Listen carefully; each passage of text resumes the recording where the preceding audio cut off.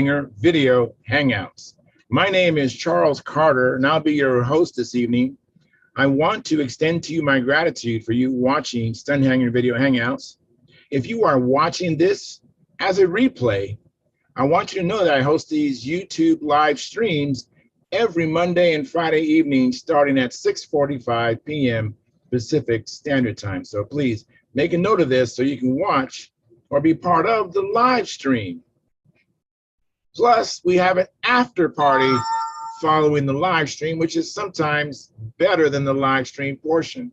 You must be a registered Stunthangar Forum member to find the link to be part of the live stream and the following after party.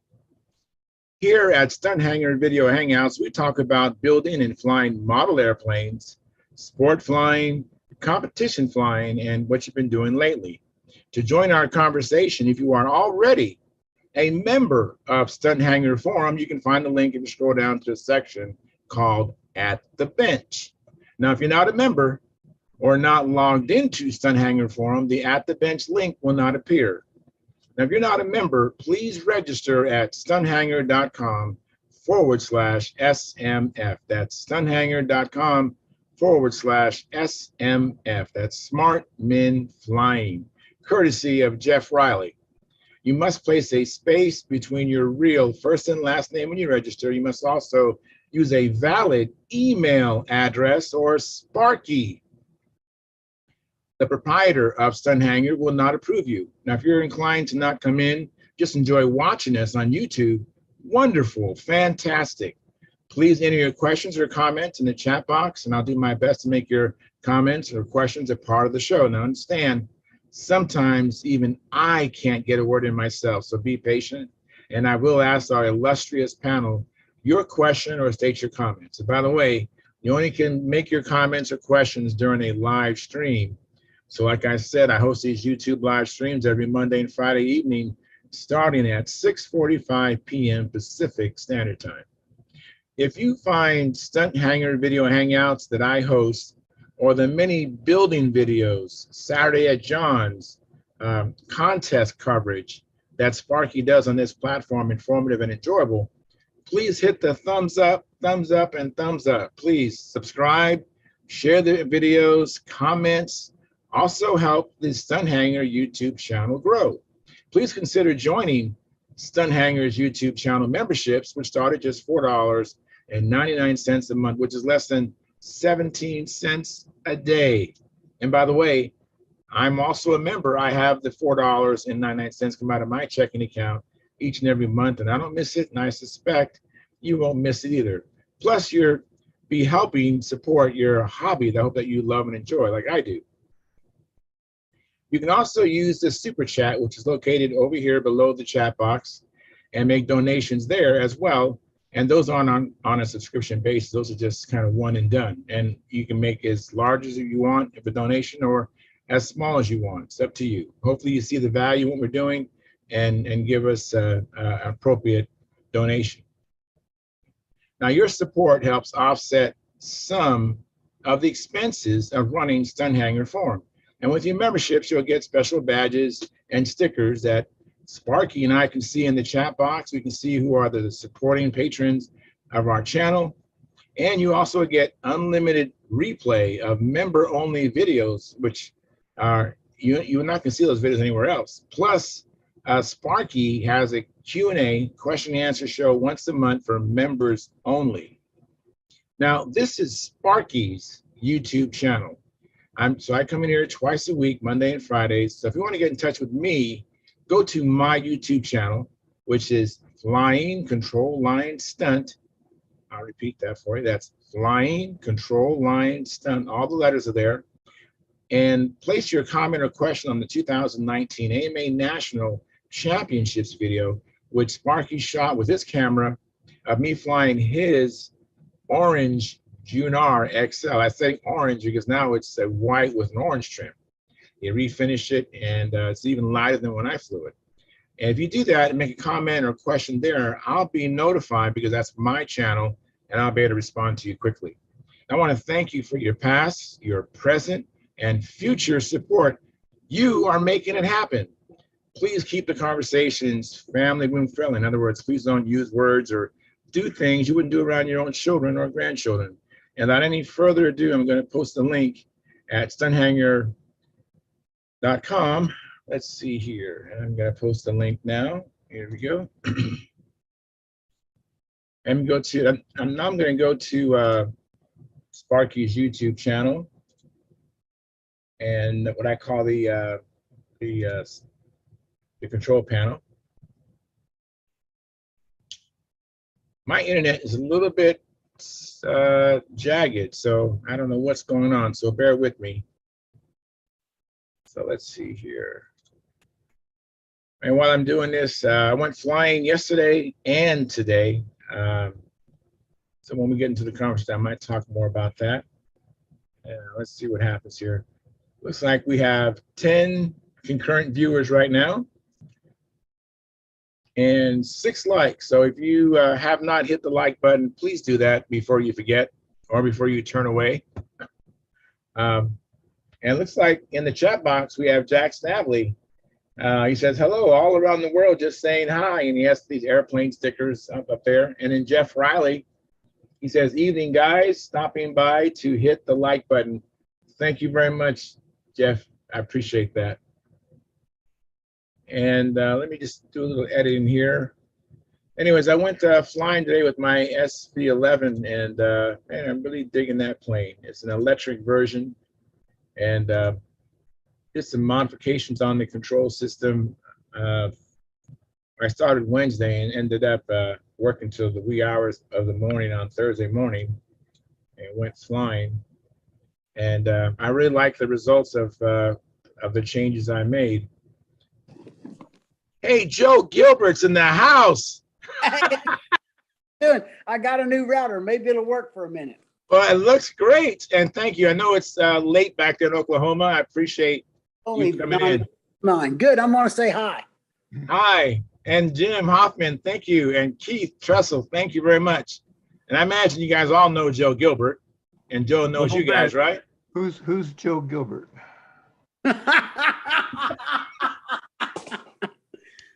Some idiot from Oklahoma that flies ringmasters. Oh, okay. I heard of him once. That's too good. That is. Only been on the world team. Oh, not this year, but it's okay. Good. Hey, at least you did that. I mean, that's an accomplishment. An honor. It was an honor. Keith was there to help us. Yes, and Garrison Clare is getting ready to come in. I can see him making the connection, but he's not quite. Here he is. Hey, Gary, how are you doing? Hi. Yeah. Well, we're just off to a great start. Thank you, gentlemen. I appreciate that. And I have Timothy DeBoard. He says, hey, guys, checking in from Houston. Hey, Timothy, thanks for coming in. So has anybody done any flying? I went flying yesterday and today. You went flying, Joe? All right. Half A's all day yesterday. Oh, fantastic. FA Ringmasters? One.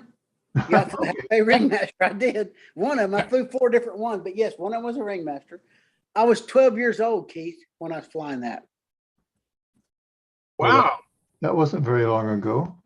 Yes. Yeah. That's too good. Yeah. Jim looks good. Yeah, Jim does look good. Well, I flew on Tuesday. All right. I have an Igor active control system. I'm trying to learn to use it. I'm getting some really good help from Team North, and I'm liking it. Very good. I've seen Howard Rush's Igor system. I think that's what he uses. Yep. So now Alan Ressiger's calling me all the time. It's very nice. So. Very cool. And John Miller is making his way in here. And we have 12 concurrent viewers and 9 likes. If you haven't hit the like button, please smash that like button. That helps the analytics of the show. And don't forget, we do have chat revenue. You can help support us. And we have memberships that also help.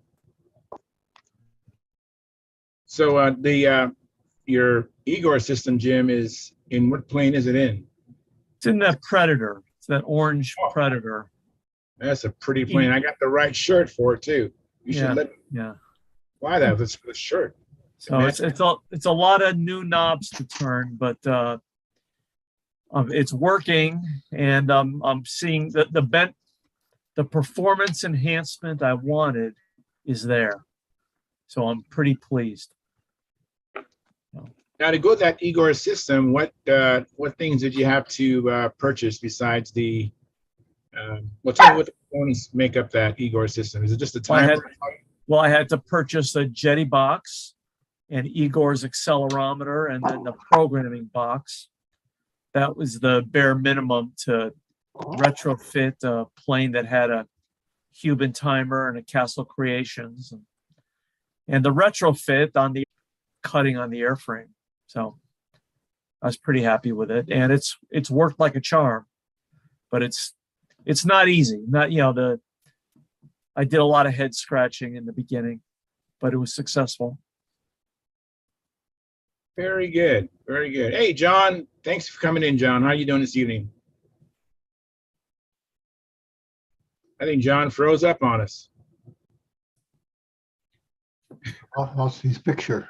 He's muted too. He's muted for sure. Yeah, well, John will get it together. He's an experienced person at this. Hey, Howard, how you doing this evening? He's outside flying. Hi, Howard. He's outside flying. Yeah, he's outside the stunt ranch out there flying. He's out trimming his cow. Oh. Very cool. It's not 100 degrees there. No, is that Joe? It is. Hi, Joe. Got a new router. Look at Yeah, you're Lynn. Hi, Hey, Lynn. Joe. How are you? Good stuff. Good to see you on here. Yes. Hey, Lynn, thanks for coming in. I appreciate it. Not hey, a problem. congratulations, Joe. For Brodax, you mean? For His Brodak, anniversary. yeah. Yeah, congratulations. We had a Yeah. good week. It was hot and hard, but we did okay. I guess so, yeah. Is winning everything that you entered okay? That's just okay, huh? It's okay. Well, that's And the the big kind of money. okay I want to experience one day. It was a good week. And Jim, I got your message, Jim. I got what you said. Hi, Jim. Hi. What are you working on there, Howard? Well, I'm gonna go to the Nats, so I gotta make my cowl fit. Oh, okay. That's probably a good idea. Yeah.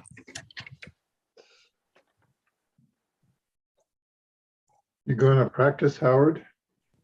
Well, when the wind calms down. Look at that windsock. It's blowing 3. Get out there and fly that airplane.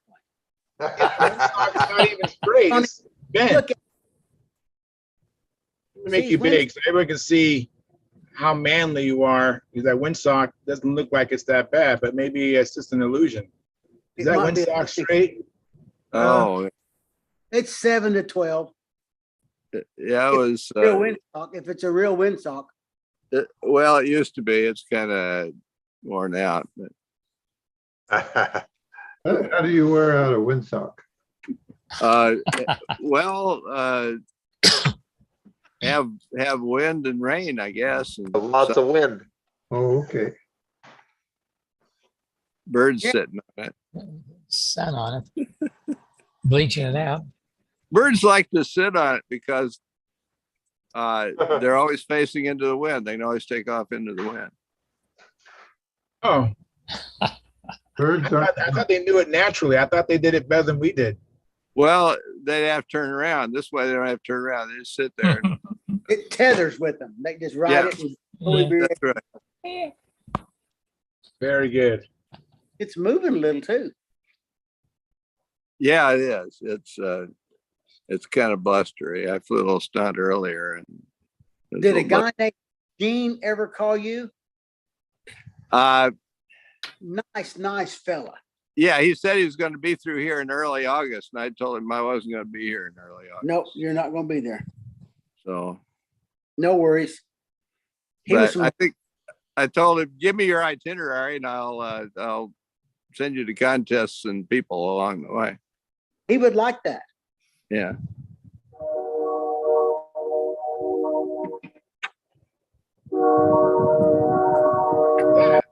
Somebody's got a train. Oh yeah, we got trains here. We're on the wrong side of the tracks. I hardly think so. Trains Lynn, are loud. You know that? Say it again. Trains are loud. Yes. Yes. I Yes. stayed in Yes, a they motel are. in Cheyenne one time, right next to some train tracks, and it was there were holes in the wall and stuff. And when a train went by, it was very noticeable. We have Tom Ramel in the chat box. He says, like provided. Well, thank you, Tom. I appreciate that. And hopefully you can get a chance to come in here and be a VIP, getting us a like, and then coming in here live with us, be a VIP. So Howard, do you have a plug-in tail wheel on that thing? Yes, I do. And do you stooge fly with that? Yes, I do. I've not had the courage to do that. Are you electric? Yeah. Well, that's a secondary constraint. That's true. Not like a glow, I guess. What kind of a plug-in tail wheel are you talking about, Jim? I can show you. I got The it. It's right back. European, Can yeah, here, let him show you. you see that? Yep.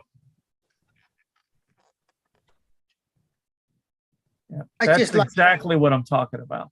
Okay, Yeah. yes. It's windy. though. I do the same thing. It just looks a little different. That is so cool. Yeah, it's cool. And you got that little pocket there, and oil can't get in it. I didn't know about it until I went electric. It was kind of a Yeah, you don't have to worry about oil getting in it. yeah. That's a great idea. So you've been successful 100% with that system and stooge flying? Yes. I think maybe the stooge wire might have broken a little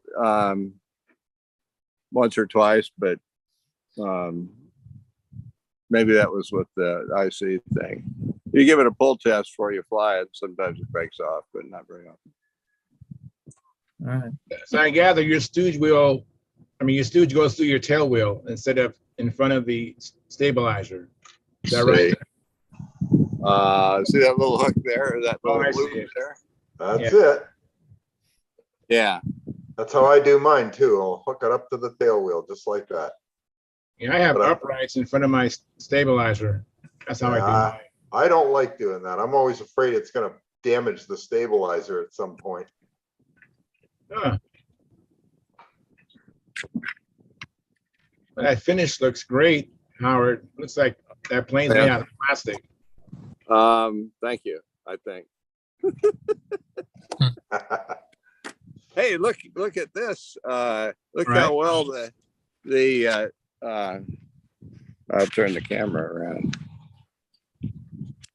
See, I matched the pattern at the leading edge. Oh, that's awesome. beautiful. That is You have gorgeous. way too much time. Yeah. On the Oh, other side. now. That is outstanding. Oh, that is outstanding. I agree. Yes. Well, the cowl fit's not.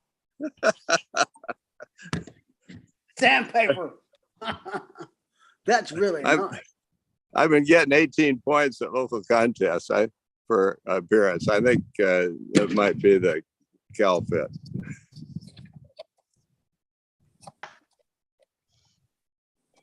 I see Keith B47 back there. Oh. Ready for another show and tell. Hey, I've got a tail wheel to show you as well. I think it's sort of All right. Go ahead, Howard. Keith. Let me make you big. Anything I can do, Keith can do better. No, Yeah. There you Yeah, go. it's the same shape. they're, Yeah, that's cool. I'm gonna try that at some future Um, date. and never have a problem with the thing coming out from the stooge or holding it, not being able to hold it down. But here, we can go and I put it in the other way around so that, that works that Yeah, way that better. way. Yeah, here we go. There it's done. Perfect. Very nice. And there's no way that can pull out. So what does that go into? Is it a lamination of plywood or something? Yeah, it's, Oh. Go ahead, Howard. yeah, I use carbon, but you can use plywood. Yeah, I've Okay. got, 2 pieces of 64th inch plywood on the sides. And Yeah. then a piece of 16th inch plywood cut out to the shape. Yeah, yeah. Plus, Yep. plus a 64th ply spacer in there, so the thing doesn't really, it fits in there nice and tight, but not loose. Yeah, so it doesn't bind. I get you. Yeah. Okay. Yep. That It's is very that is nice. a great idea. I gotta try that. That's awesome. Makes it a lot easier to paint, and Oh, yeah. Oh, yeah. and I think it's lighter than trying to put a piece of ply in there with a wire sewn onto it and somehow hooked on. Yeah, exactly. Like I've tried all kinds of ways, like bolting it in and all with washers, and it's too heavy and it's a pain in the butt. That's a great idea. No bolts, no Yeah. washers. Nothing, just just that- outstanding. yeah. You don't have to sew it on with copper wire I or think you can see nothing. that. It's awesome. You can see the slot right there. And it's replaceable too. Yeah, Yeah. Yeah. Yeah, I like you built, could take it out, and if you need a longer one or a shorter one, you can make it up in 10 minutes and away you go. yeah. Yep.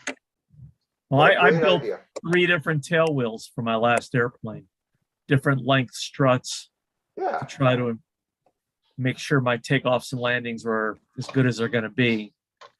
And it was easy to do. Land, it's more than 10 minutes to bend one up. There's Oh, it's several that get thrown away for each one that works. Oh, well, there's that. Yeah. Always that. But once it's right for the life of the airplane. yeah, exactly. No, that's good. Really good tip. Yeah, there's a B-47 back here. Oh, yeah. We can Beautiful. Oh, yeah. see if we can.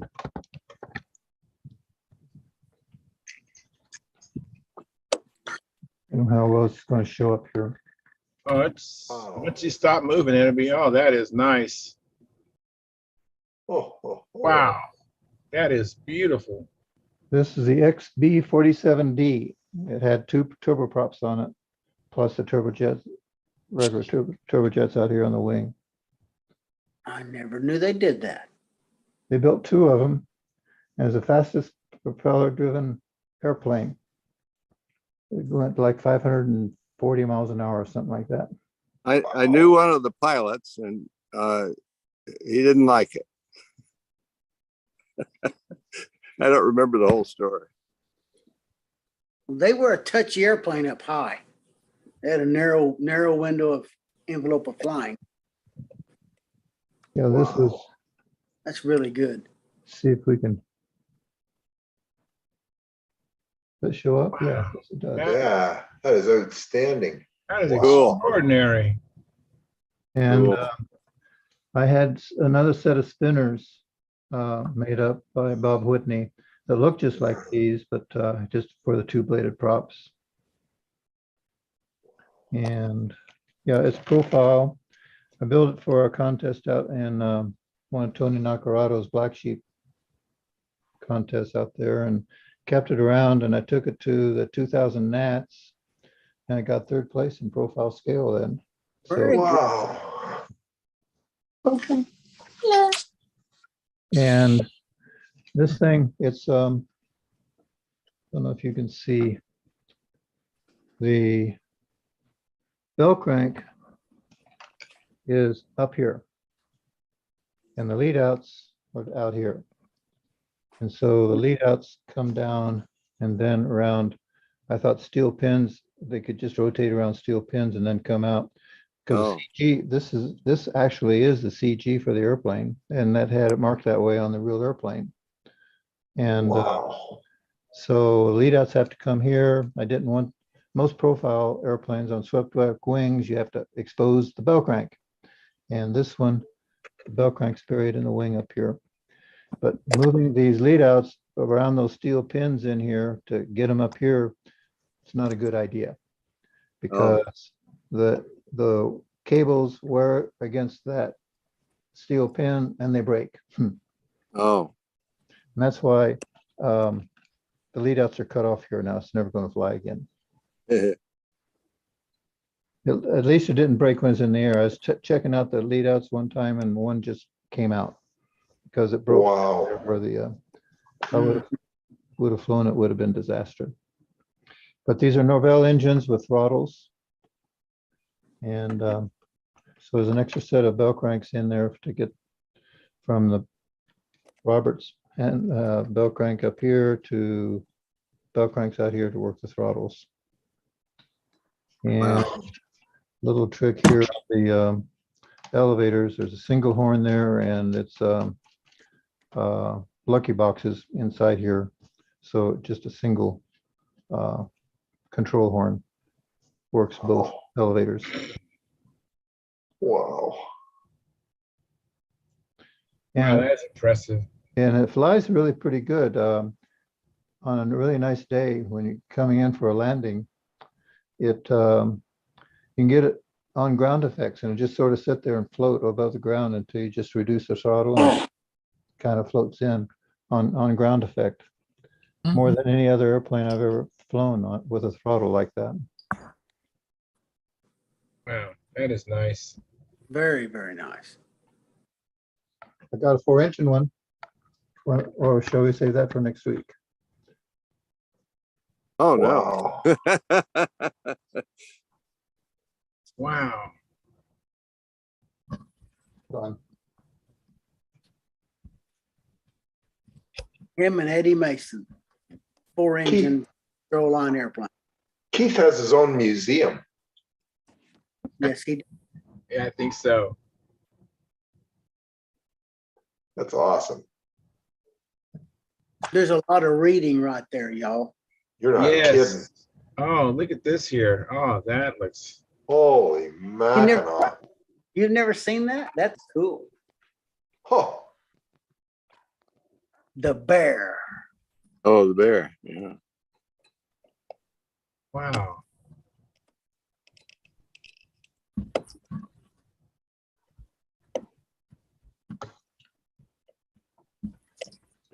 Anyway, yeah, the Russian Bear and Norvell 061s. Holy moly. Counter rotating props. Well, this is just for scale. It flies just 2-blade props. Wow. Okay. But carving these things, what, there are 32 blades here. Whoa. And I don't know if you can see the fuel tank is sort of the cross section along with the nacelle. And again, the Tucson rules, I think sort of like the AMA rules for profile. Fuselage has to be no more than 1 inch thick. Engine nacelles can't be more than 1.5 inches wide. So engine nacelles right here are 1.5 inches wide. And then it doesn't say anything about the fuel tank. So the fuel tank sort of looks like the rest of the nacelle here. And these are clunk tanks. They're way too big, but they work surprisingly well. And there's another engine. And there's about 7 or 8 bell cranks in this thing to get everything working. Wow. I tried something. I was going to put a drag on the tail or the nose wheel on full down, and it doesn't work. it just continues. It doesn't slow it down any. It'll break it any. It's flown maybe 8 or 9 times. And it's a handful. First time was really, really nose heavy and barely controllable, but we got it back down on the ground in one piece. And it did okay at the Tucson contest several times. Oh, Very the impressive. wheels, see if we can show the wheels here. Well, it's kind of hard to hold. Oh, it's got duals. And I can't do it, but they articulate. Well, I can't show you. Maybe we can show it this way. There you go. So they articulate. Huh. Yeah. Yeah. And that works surprisingly well. Anyway, this thing weighs 4 pounds. And with all 4 of these engines running, you can point the nose up and it'll lift up straight up. So they're making, the 4 engines are making 4 pounds of thrust to be able to pull this thing straight up out of your hand. It could do that. That's pretty good. And has another lucky box back here on the tail, single horn to work the elevators. Mm. And the gunner's position back here, this is a block of plexiglass in there. And there's plexiglass for the observer's windows. You can't, probably can't see it, but there's plexiglass there. And this is the thing that they fly these things out over the Pacific Ocean. And I've read reports on these airplanes. F4s would go up and intercept them, and they could hear these engines. Oh my word. Yeah, you could hear these propellers don't turn very fast. They're really high pitch, but they're flying like 400 miles an hour, and they just beat the heck out of the air. And the pilots say they can hear them when they're coming up to these things. Wow, amazing. That was an early design airplane too, you know. Yeah, and they're still flying. Yes. Wow. And here the cockpit. This is another piece of solid plexiglass to get that. Mm. And this is solid plexiglass up here on the nose. That's extraordinary. Must have been really difficult to get the friction out of the controls. It works surprisingly well. Well, it pulls pretty good. So Oh, that wasn't a problem.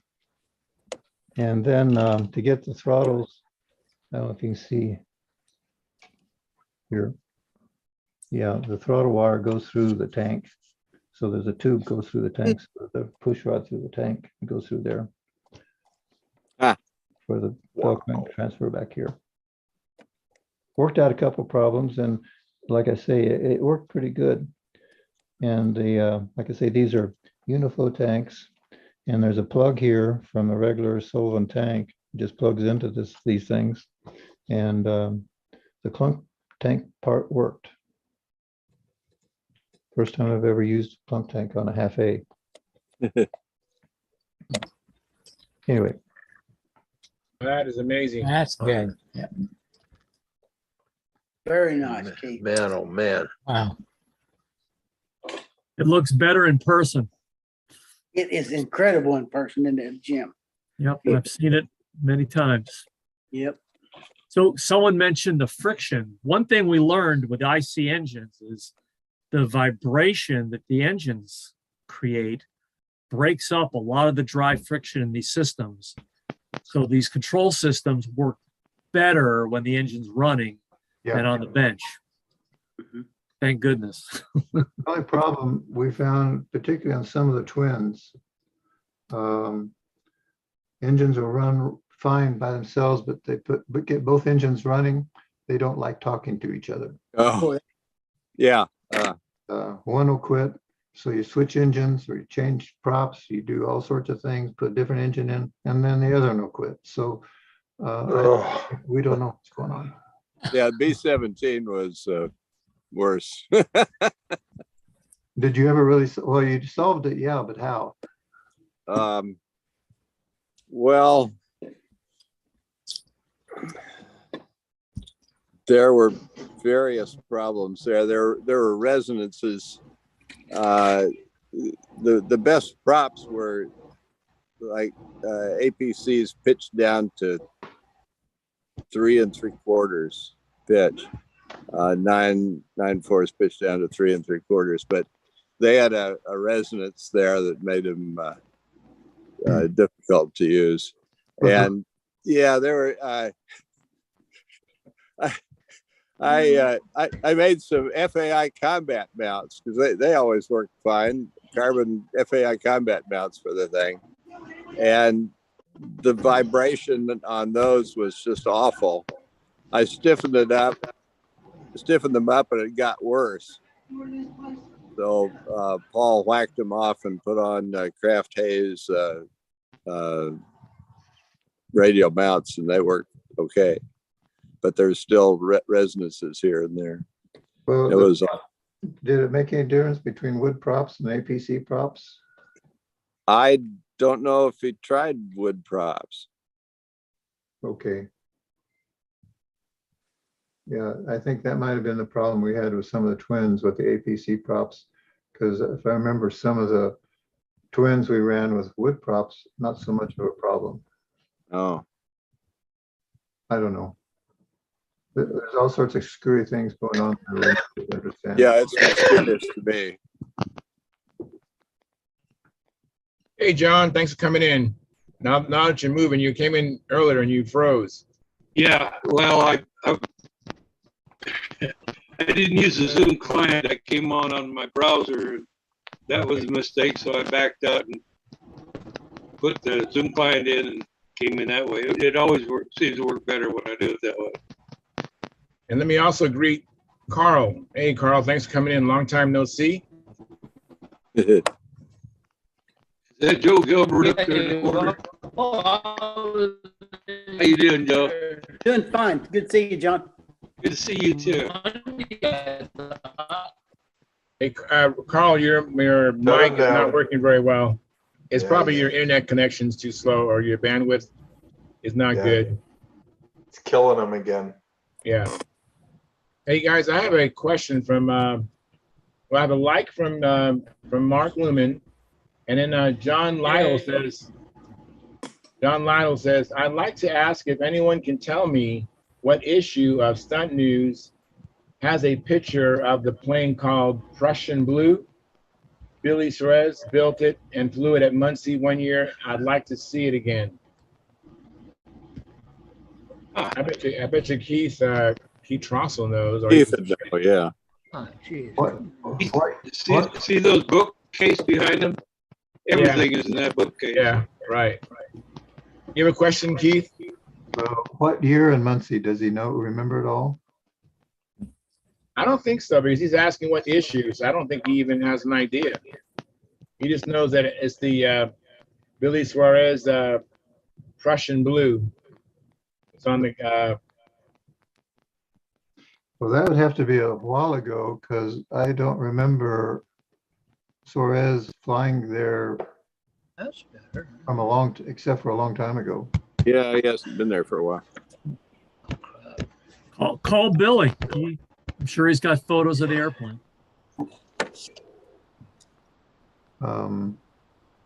No, it'd take too much to go back and look. Sorry. Maybe Maybe that might be the best thing is just for him to contact Billy. Maybe he's in the Pampa directory of 2015. I don't know. Call Bob Hunt. I'll look for it, man. See Oh if yeah, I- Bob Hunt has a great memory. And Minnesota Mike says, Howard, I thought you might have went to the 65th FM Skylarks contest.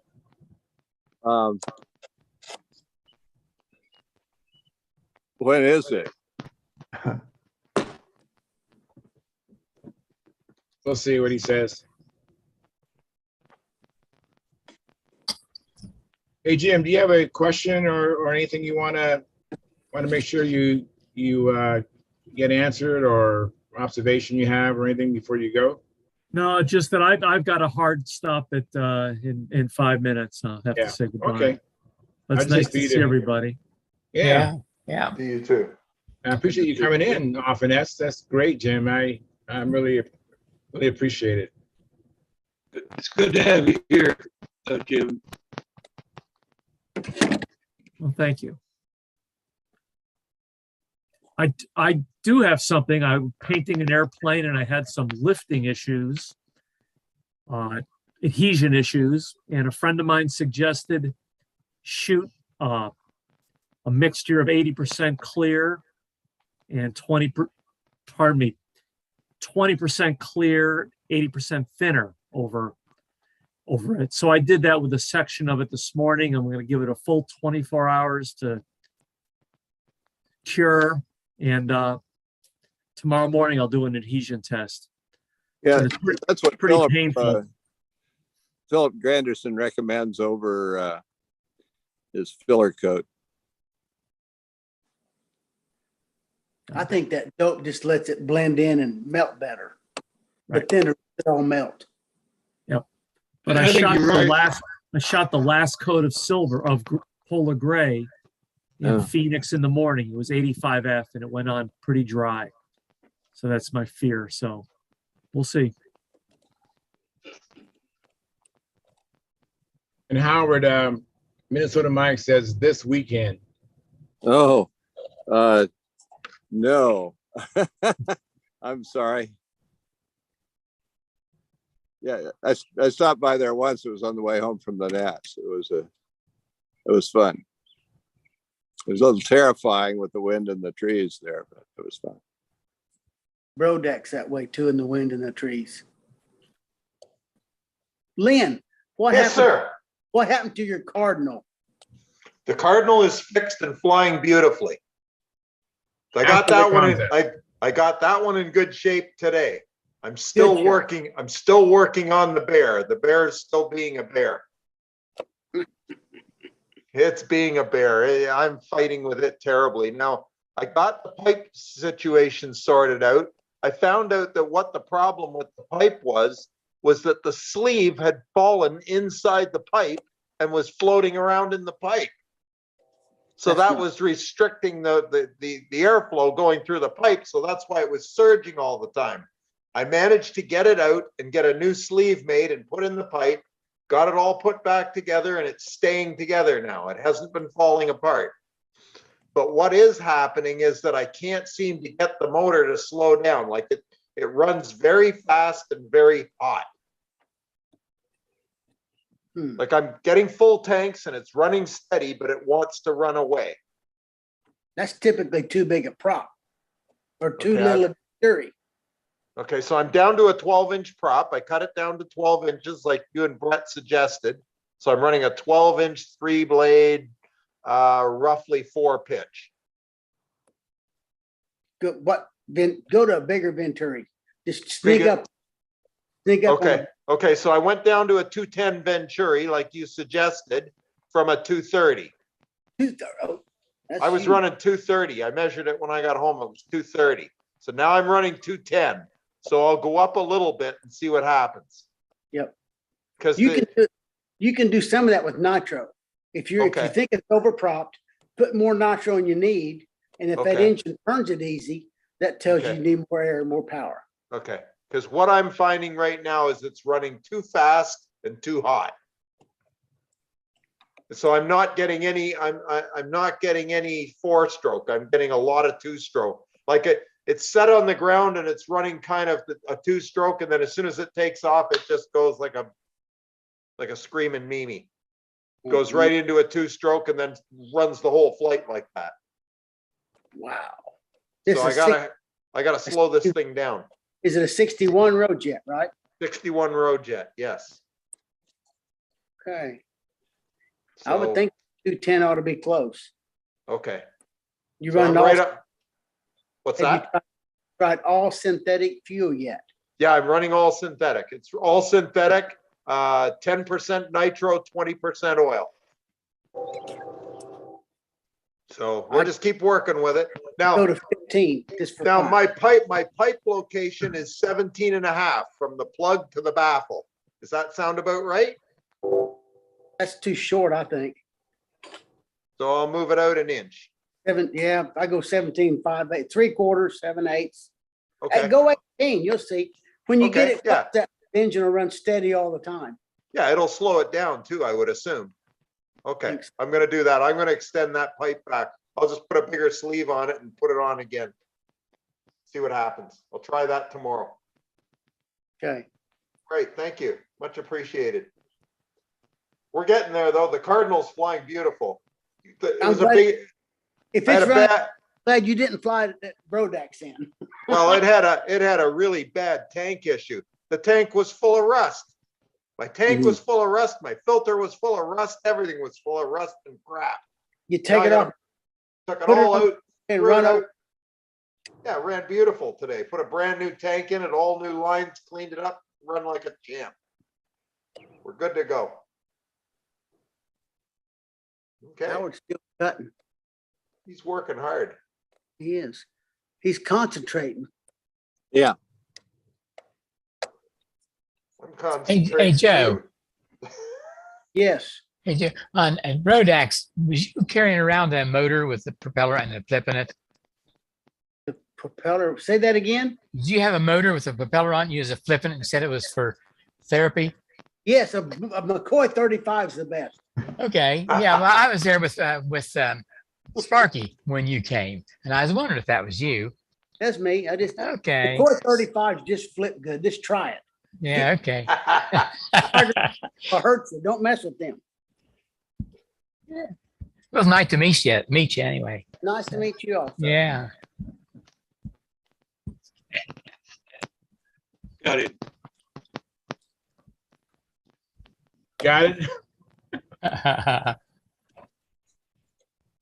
Hey, look at there. Look at that. Yeah. Look at that. Let me make it big here, Keith. 1 second here. Isn't that Yeah, nice? there it is. All right, there's the man. That's a little Mickey Mouse story. That I'm not good at writing stories, but I was honored. Yeah, I bet. That was a mean natch right there. You look mean on in that picture. I was mad, I guess. I don't know. Yeah. Joe always looks mean just before he goes out and beats everybody. I still remember one of the first times I met Joe Gilbert. He said to me, I want to be the nicest guy out here, except for the 7 minutes when I walk into that circle. I'm going to do everything I can to beat you. That's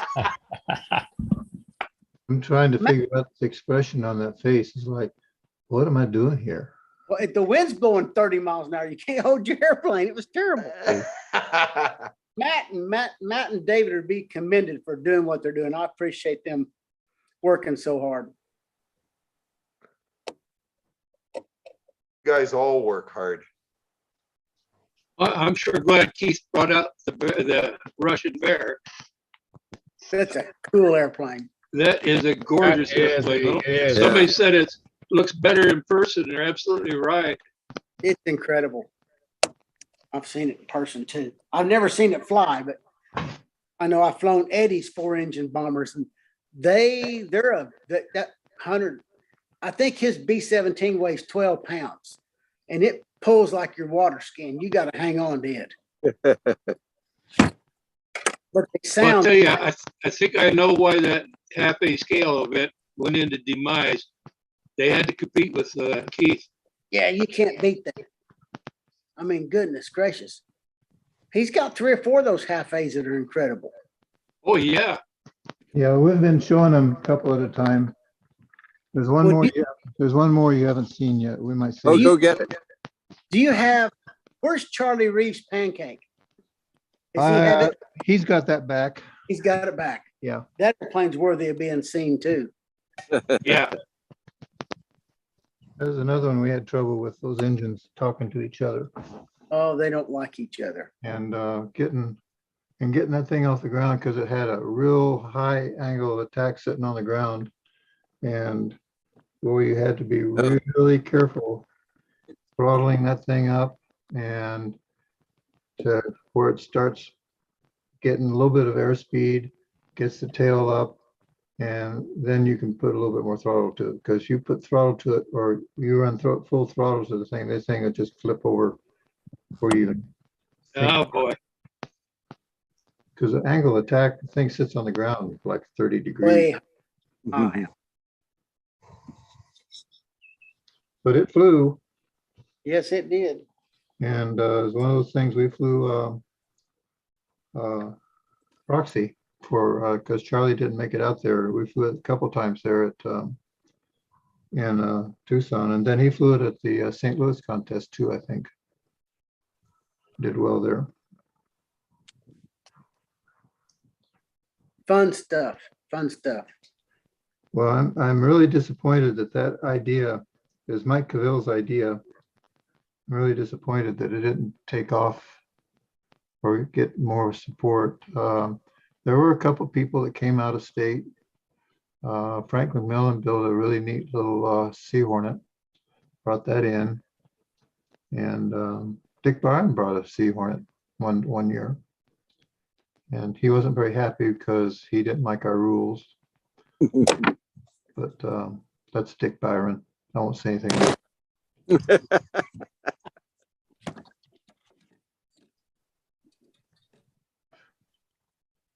Well, I'll go get that other airplane. We had another category there in Tucson. We called it the slab contest, where it had to all be profile and nothing more than 1/4-inch wood went into the construction of the thing. So wings couldn't be more than, it's just 1/4-inch slab, 1/4-inch fuselage, everything. And I did what's been called the world's ugliest airplane. Hold on, I'll get it. I gotta see. Sparky calls my airplane butt ugly. That's pretty ugly.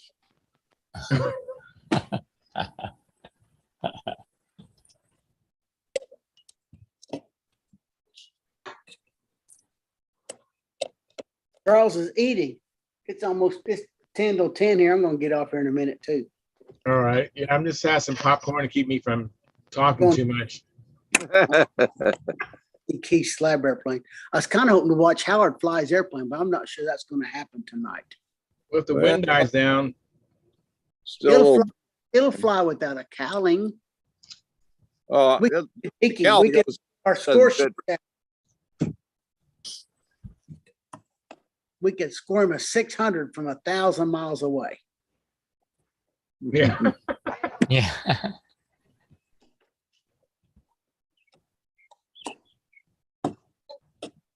There's Naomi.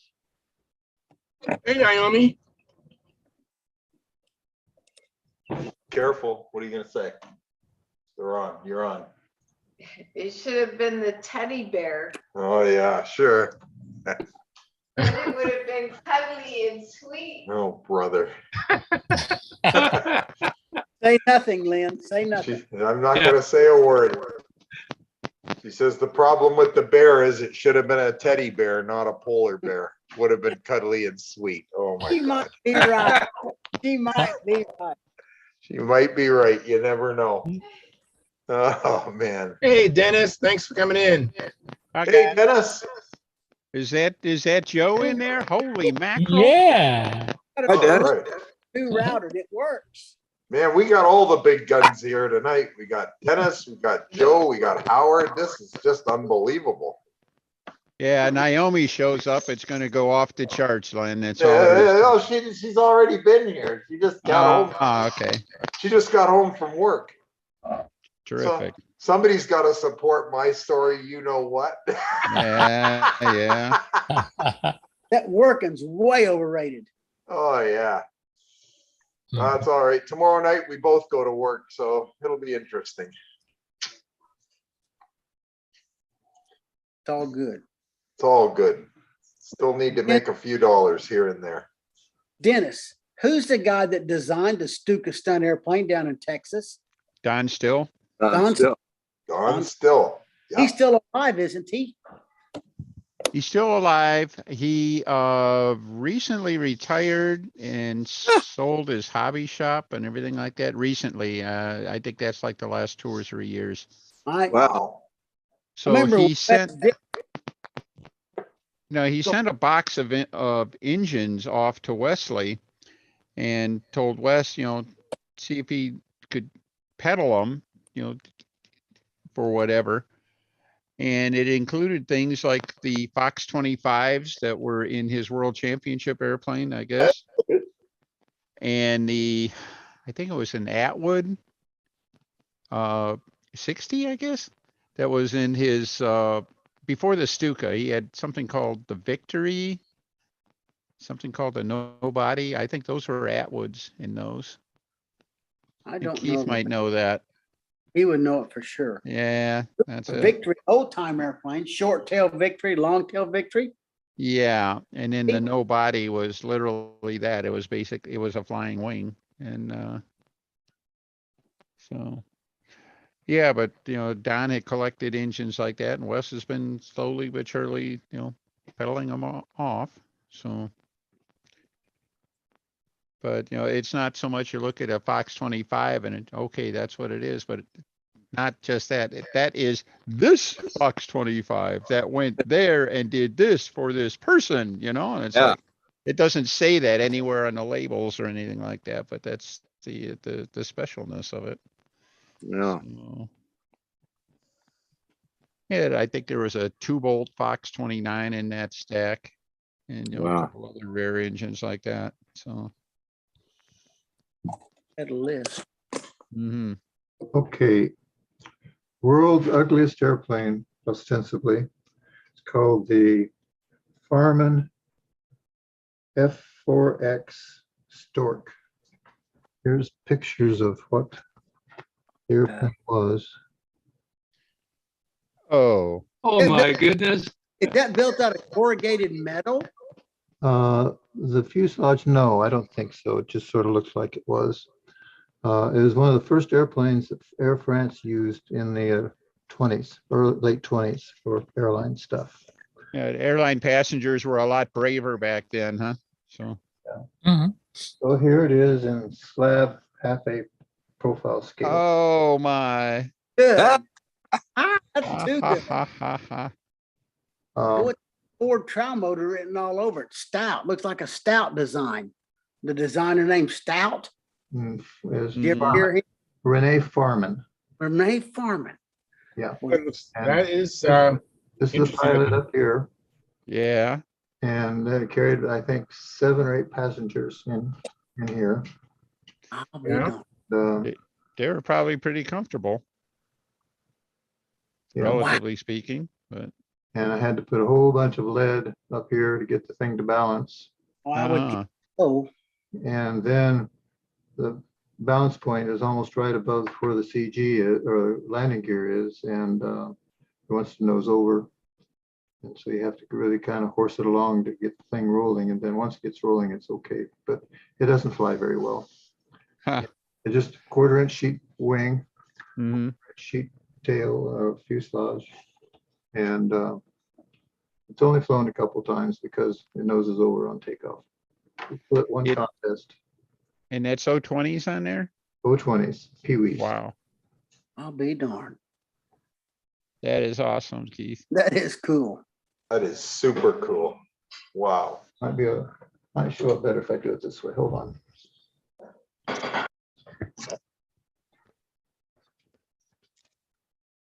we go.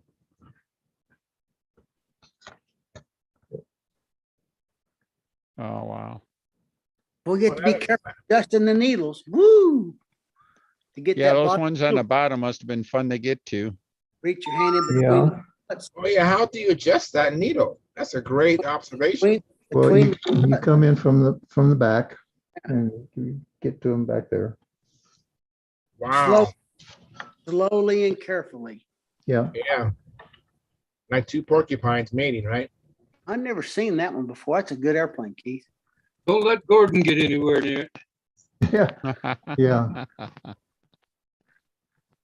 But it was a fun airplane. It went together quick. And Yeah. the bell crank, where's the bell crank? What do you use to make your inclines? Did you use just a, Rapidograph. oh, okay. And the bell crank. Well, I don't know if we can get light in there. It's another circular bell crank. Sure is. There you can see it. Yes. Mhm. I see it. And an internal push rod. Arnold That's Push. cool. Yeah, the push rod gets buried in there and comes on back. Comes out the back. Pops back out there. Very Wow. nice.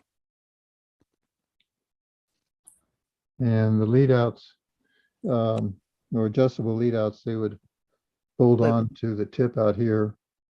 And so you could make a different wire to get the right sweep on the placement on the lead outs. Anyway, it flew, but not well. Probably much like the real one. Probably Well, much- it did carry passengers. They said it was operational for a couple of years with Air France, or what the beginning of Air France was. There's Very another cool. there's another picture of the real airplane here. Hold on. The French did some really strange airplanes in the 20s and 30s. Some of their bombers and stuff were really, Huge really, wing. Lot of wing area. yeah. Lot of wing area. The cord on that is 22 feet or something. It's huge. Yeah. I don't know that airplane. I've never seen that one before. Well, the only thing I used to subscribe to a scale plastic model magazine, and they always had some 3 views, and they published 3 views at one time in one issue. There's part of it. Oh my gosh. Yeah. That's a lot of wing, isn't it? Look at the cord on that. Goodness gracious. And The roll rate would have been non-existent.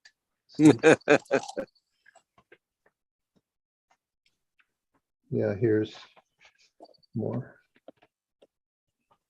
That's a unique airplane. It really, really is. That is unique. Very nice. I've got a book of the world's ugliest airplanes, and this is one of them. I was gonna say that might be 2 or 3 of them. It's that ugly, but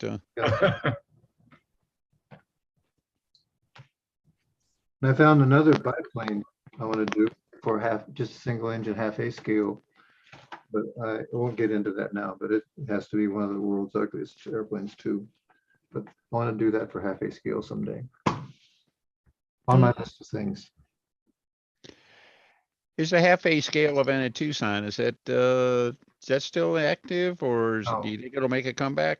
I doubt it because the donuts there in Tucson aren't big enough or aren't small enough rather for the half A scale, the 40, 45 foot lines you want to use for half A. Oh, okay, sure.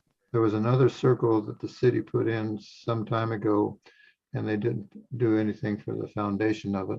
And it's all cracked and crumbled now. And so they moved the contest to Phoenix.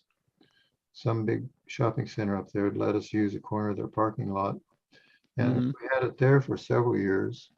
And then it just sort of, well, I think we lost the parking. They started charging a lot of money to use that parking lot. So the event sort of died. But we'd have, 10, 15 airplanes show up. each Yeah. Good bit. Yeah, I remember the contest reports on it. It seemed to be well attended and lots of participation. And I don't know how many of those were proxy flown or anything like that, but still, people were interested. So there were 3 or 4 airplanes that came in proxy. And we had enough people there that knew how to fly, so the airplane was little risk involved. Bart flew one for somebody. I flew a couple. Well, I flew Charlie's once, twice, stuff like that.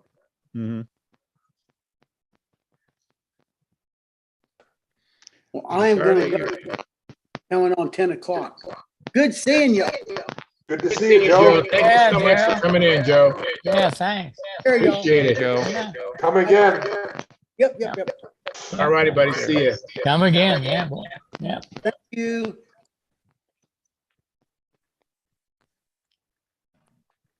all right, Great to see new faces on here. That's awesome. Oh, I agree. that's it. Not that the old faces are a problem at all. It's just Exactly. it's good to Good see new comeback, blood. Len. Good comeback. Yeah. They're just old. Yeah. Yeah, we're getting older every day too. The lucky ones. I have a question in the chat box. I don't understand. I'm going to try my best to say it. The person's asking, is any white grease okay as rubber lubricant? Because that Molly Coat 33 so expensive and hard to get here in UK. Thanks. You know, I haven't ever used anything like that. I don't know if there's, is it primarily used at scale or racing or what? I really don't know. I've been staring at the question, trying to understand if he flies rubber band planes or what.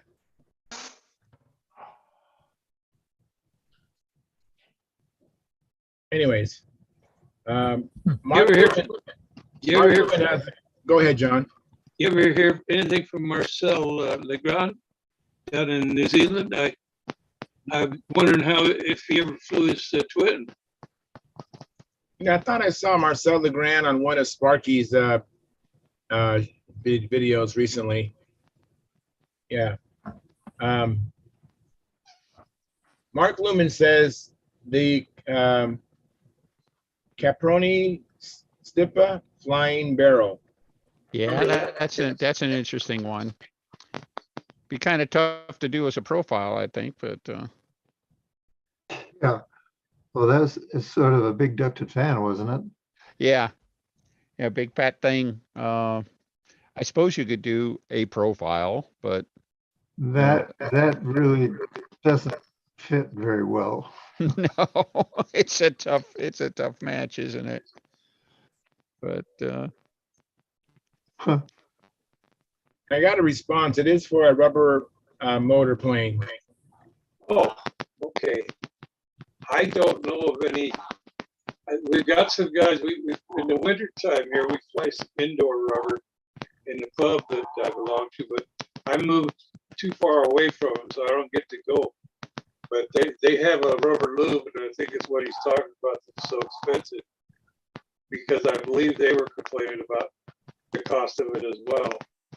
I don't know if that's any help, or if it's even totally true.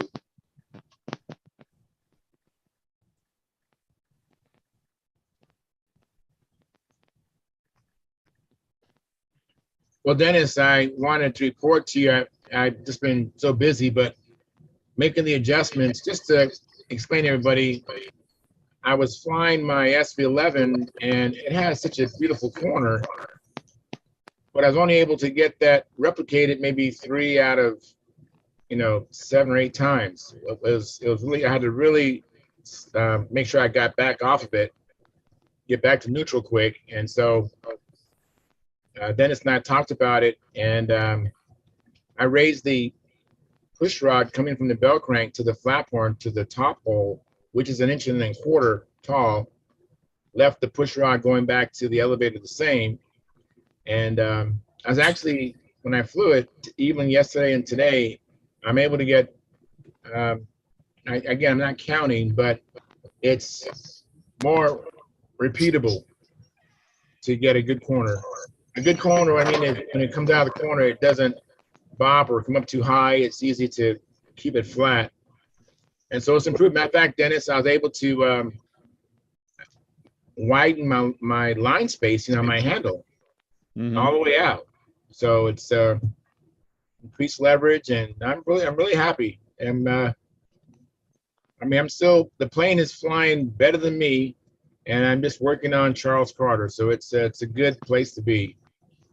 well, the ultimate, that is the ultimate answer for how do you get those corners, says 3 out of 8, getting them 8 out of 8 and everything like that. It's the same answer as how do you get to Carnegie Hall? Practice, huh? Yeah. Yeah.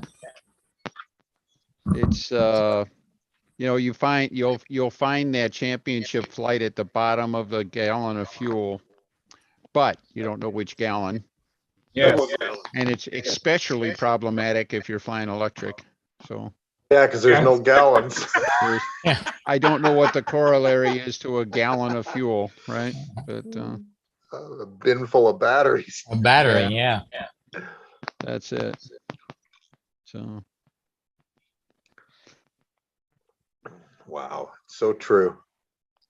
well, it is. There's just, there's no real shortcut. You can make the airplane fly as friendly as you possibly can, but there's just no substitute for, for putting in the work. And, so, but, Charles has been working very hard on ESV. He's had, wasn't very happy with it for the longest time. And I think, especially when he discovered he had that flexing problem with his push rod and everything like that from then, I think it sounds like he's been making great progress. So I'm Yes, low, just fine. keep nudging it along. One step at a time. That's Yeah. it. And I'm Are just you working doing on. complete patterns yet? No, I'm really focused on the reverse wing over. I really believe that as I've judged before, and it's not the first maneuver the judges see, but I think the reverse wing over sets up the judge's expectation on how good of a pilot you are. Yeah. And my suspicion is that, if you blow the reverse wing over, I mean, blow it, I don't mean like really terrible, but if you don't make it sharp and crisp, they would just assume that you're not a really high caliber pilot. And then if you follow that okay reverse wing over with an excellent set of loops, it's kind of hard to get back up there to that 40 point after they saw so it's really important to me to work on reverse wing over so that I can impress the judges. And then, if I do the 3 inside loops pretty good, you're going to still get a pretty good score. But if you show your butt on the reverse wing over, it's just hard you got a hard climb to get their respect and appreciation for your flying. Charles, how's your takeoff at level flight?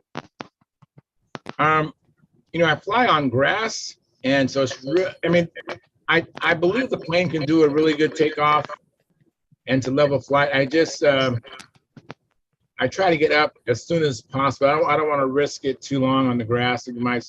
My field is it's not perfectly machined level flat, and there's different fescue of grass.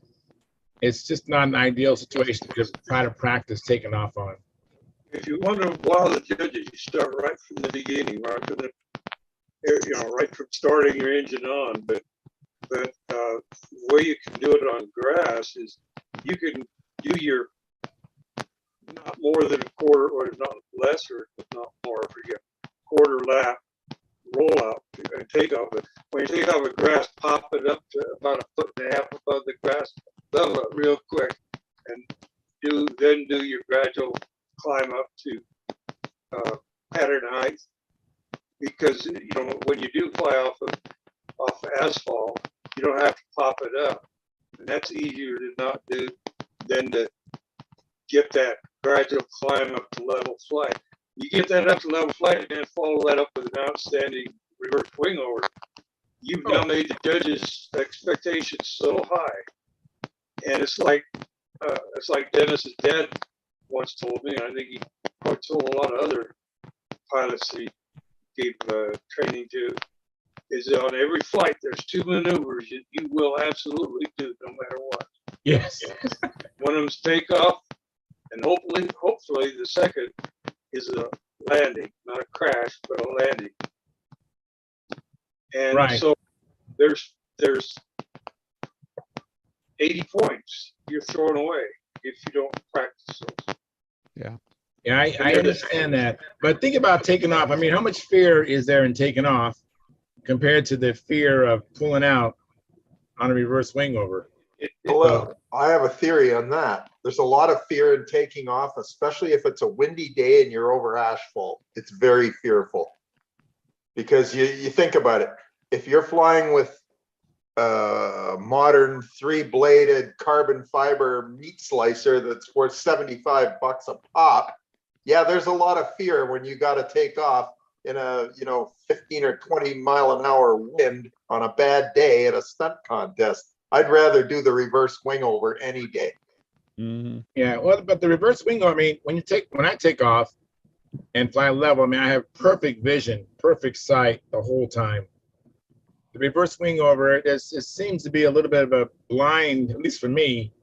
You know, after I go over the top, heading toward the deck, you know, it's like it's hard to see sometimes where you have perfect vision on takeoff. And I do strive to do a really good takeoff and landings because, you know, those are 80 points. No sense giving those away. Plus my level inverted flight, I try to nail that. So that's 120 points that's on the table. I try to leave no crumbs on the table.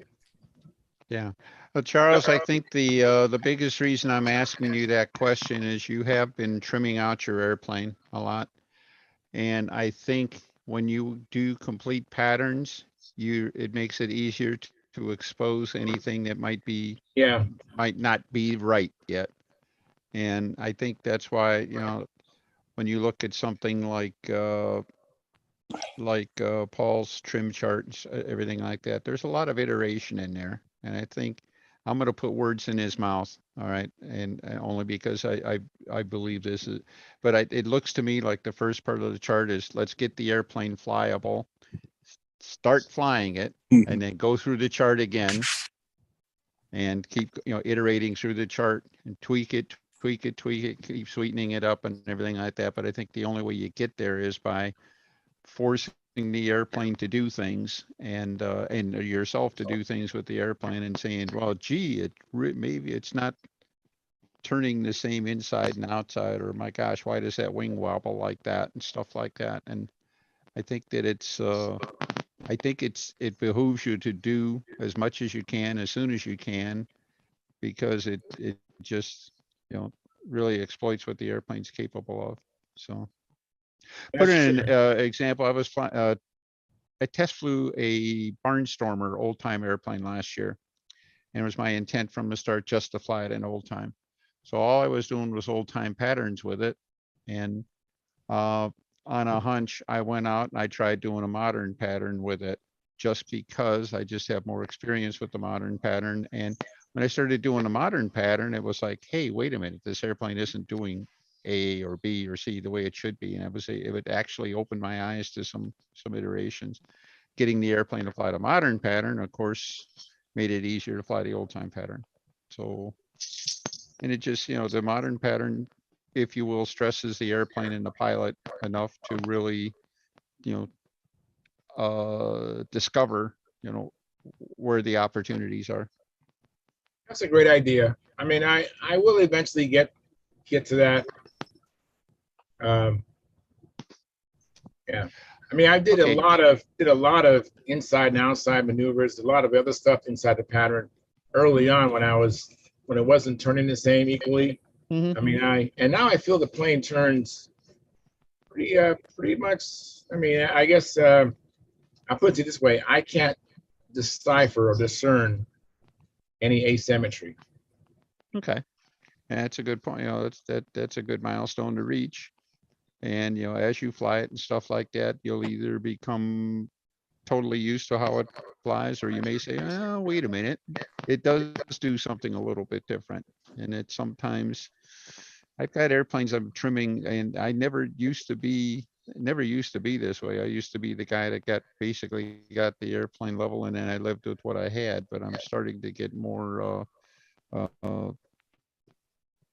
ambitious, I guess, as I get older, and I'm not afraid to take a 2 or 3 year old airplane and say, what the heck? You know, I've been putting up with this long enough. You know, what else can I do here? You know? Yeah, you start trying to tune them in a little more Well, that's it. You than get it. normal. Yeah, Yeah. dial it in.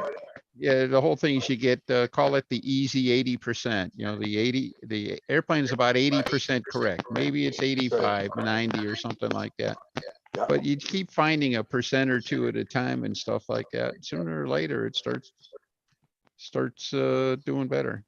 That swept wing airplane, the Jack Chic Swinger, I took that to VSC, more out of sentimental reasons than anything else. That's a perfect example. That airplane's got so many things going on that are so foreign, you know, to normal stunt planes and everything like that, that it's almost every time I fly it, it's a revelation, to do this or do that. I actually came home from BSC with the intention of retiring the airplane. Then I got thinking, I'm going to try one more thing. All right. And that's where it's at. It's ready to fly right now. I may not get to it till after the nationals, because right now I just want to focus on the nationals. But going to try just one more thing and see if I can, get a little bit more out of it. So. Remember, Denny, when back in the 50s, we didn't have all the adjustabilities that we got now. Exactly. And you build the airplane and you had what you got. You had to learn to live with it. Or there were a little bit of adjustment, but that was pretty much it. You make the most of what you built. Mm-hmm. Yeah. Yeah. And that's why, we have so many different ways to trim airplanes now, things that we would have never considered. Yeah. 10 or 15 or 30 years ago. And you ever wish you had some of those airplanes, because you can think about them now and think, I know what I would have done with that airplane if I still had it.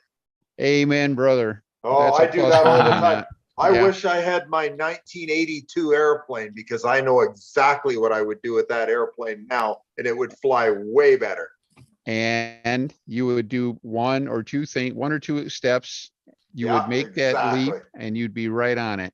That's I right. know exactly what you're talking about. Len. But back then I didn't know what to do. I didn't have a clue as to what to do. I just knew it flew like crap. That's all I knew, and couldn't fix it. Right. That was my Buster. My Buster was terrible flying plane. Yeah. I didn't know what was wrong with it. No, but now probably, or you could figure it out pretty quick. Exactly. And I have a Brodag Buster kit, so I might get around and building one just for nostalgia. But I really want to build a Magician, because that's what I really enjoyed flying when I was a kid, was the Midwest Magician. And mine had flaps. And I remember you said, Len, that they fly good without flaps. My new one doesn't have flaps, and it flies outstanding. I mean, I would fly it in a profile stunt contest without hesitation. Wow. Oh yeah, for sure. It's a good flying airplane.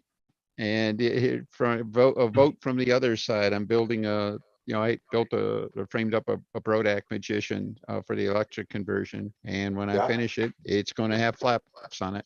There you go. Just cause. That's awesome. Just cause. I'm gonna do that, but I'm gonna make a mod that I made on my Magician back in the early 1960s. Can't document it or anything like that, but you know how the Magician has that long tail that overhangs the back? Yes. I never liked that. And I took mine and I took the stab and slid it all the way back on the fuselage, like 2.5 inches. All right. I can't prove I did it. I don't even have a picture of the airplane. All right. You know what? Isn't that interesting? Because when I built my new Magician, the one I'm flying now, I didn't say anything, and I normally wouldn't say anything, but I will now. I slid it back 1.5 inches because I knew it would fly better. Yeah, that's exactly and it does. It flies way better. Yeah, I didn't understand that, why the stab was so far up, and I didn't like the canopy either. The shape of the canopy or the stab being so, having the tail so far behind the elevator. I didn't like those two things, but the plane, I liked how it flew. Well, my understanding is at the time, and this may just be somebody's idea from back in the day, but it was mentioned that planes turned better with a shorter tail movement. That was the thinking in the day. And so that may have been why that Magician had the tail move forward. I don't know, but I was told that a long time ago. Well, and you can read a lot of articles from the, back in the day and stuff like that. And they all talk about shortening the tail to make the turn go faster. Yeah. And everybody was thinking the same, which meant nobody was thinking, But, yeah. Wasn't the Magician designed by Jim Saftig? Jim Sahabi. Jim Silvey. Yeah, Jim Silvey, right. Got it. Yeah, I think there was somebody else involved with it too, besides Jim Sahabi. But and then I guess the original design was like the Brodak. It's a 42-inch airplane. And then whoever kitted it, it was actually kitted before Midwest, and I guess they put a 48-inch wing on it, which makes perfect sense to me, you know. But I got, what I managed to come up with was I managed to get a hold of one of the old Midwest kits with the old label on the box, the blue, red, and white label. It was an old kit that I got. And the wood actually wasn't too bad, even after all these years. I used 95% of it on the airplane. It was fine. Well, yeah, I remember the Midwest kits actually being pretty good kits. Yeah, Oh, yeah. and you know, in the together nice. context, you know, compared to a Sterling or whatever Yeah, else. for sure. It went together real nice. I was surprised. It really did. Yep. So, yeah, Naomi's, is that a Midwest? Yeah, her little one's a Midwest too. Yeah, same thing. Yeah. The 15 size. And you know what? It flies really nice too. It really flies good. Like I could easily do the full pattern with that airplane. It flies really nice. Shoot, that was the first plane I took to VNC. Was the little Midwest. The 15 size? Yeah, 15 size. When I got done, Hunt was judging, and he come out, shook my hand. He says, "That's the first I've ever seen a little magician do the full pattern." There was no problem doing a full pattern. No problem at all. That's a really good fly. Naomi loves flying hers. She flew it today. She says she really likes flying it.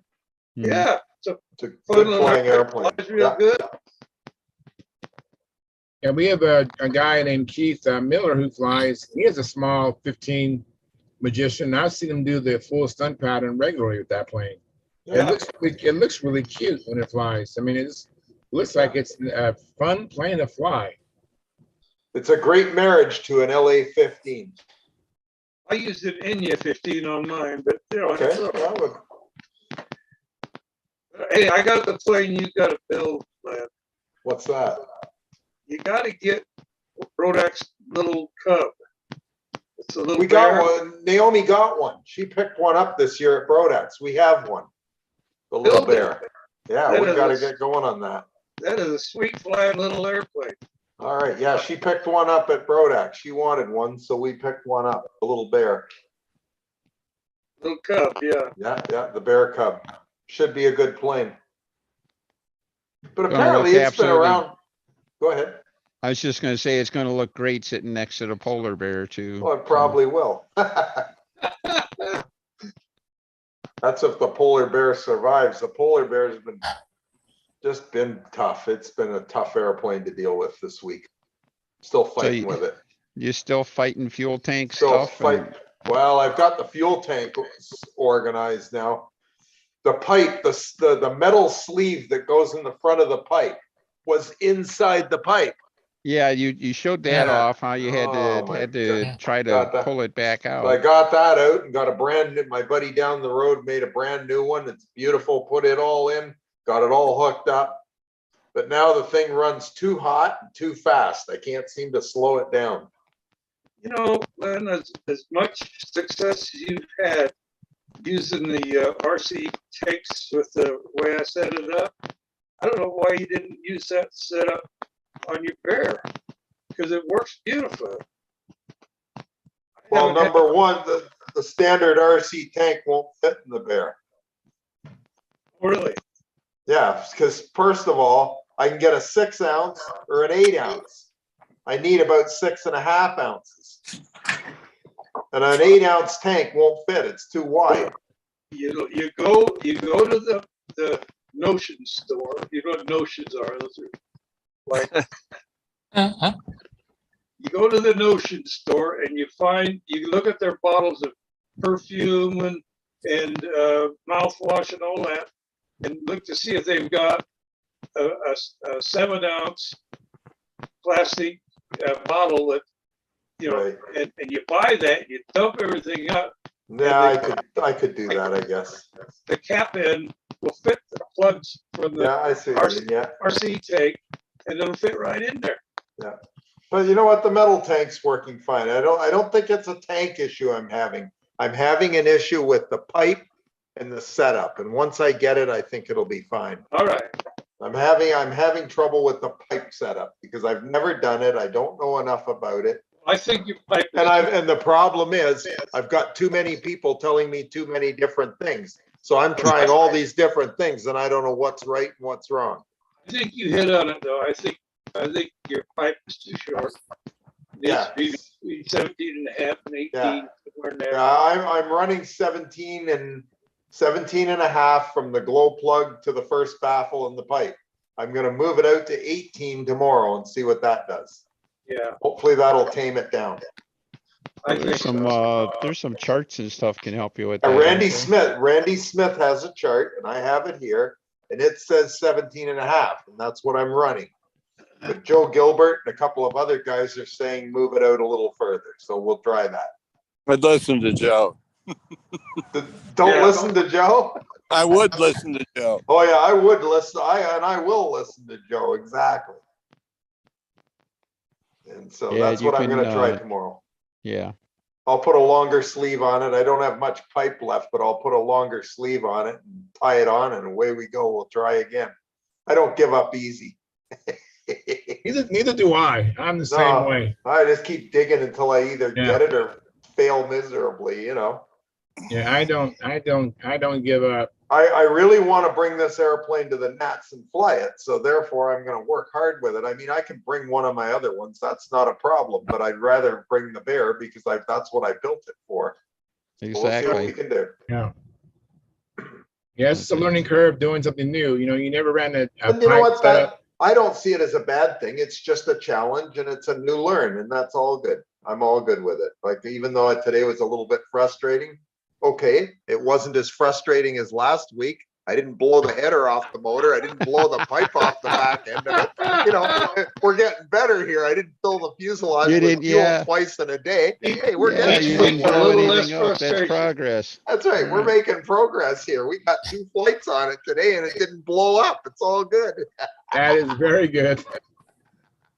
I have a comment in the chat box from Brent Williams.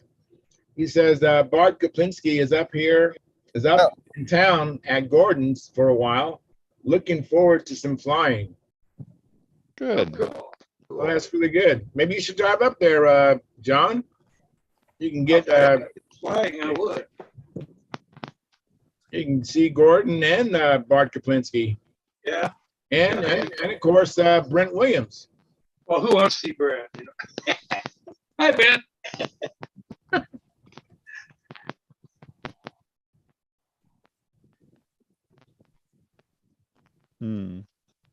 Oh, come on, Brent. You know I love it. Say something too. What happened? The crickets come out or what? Yeah. Oh man. No worries.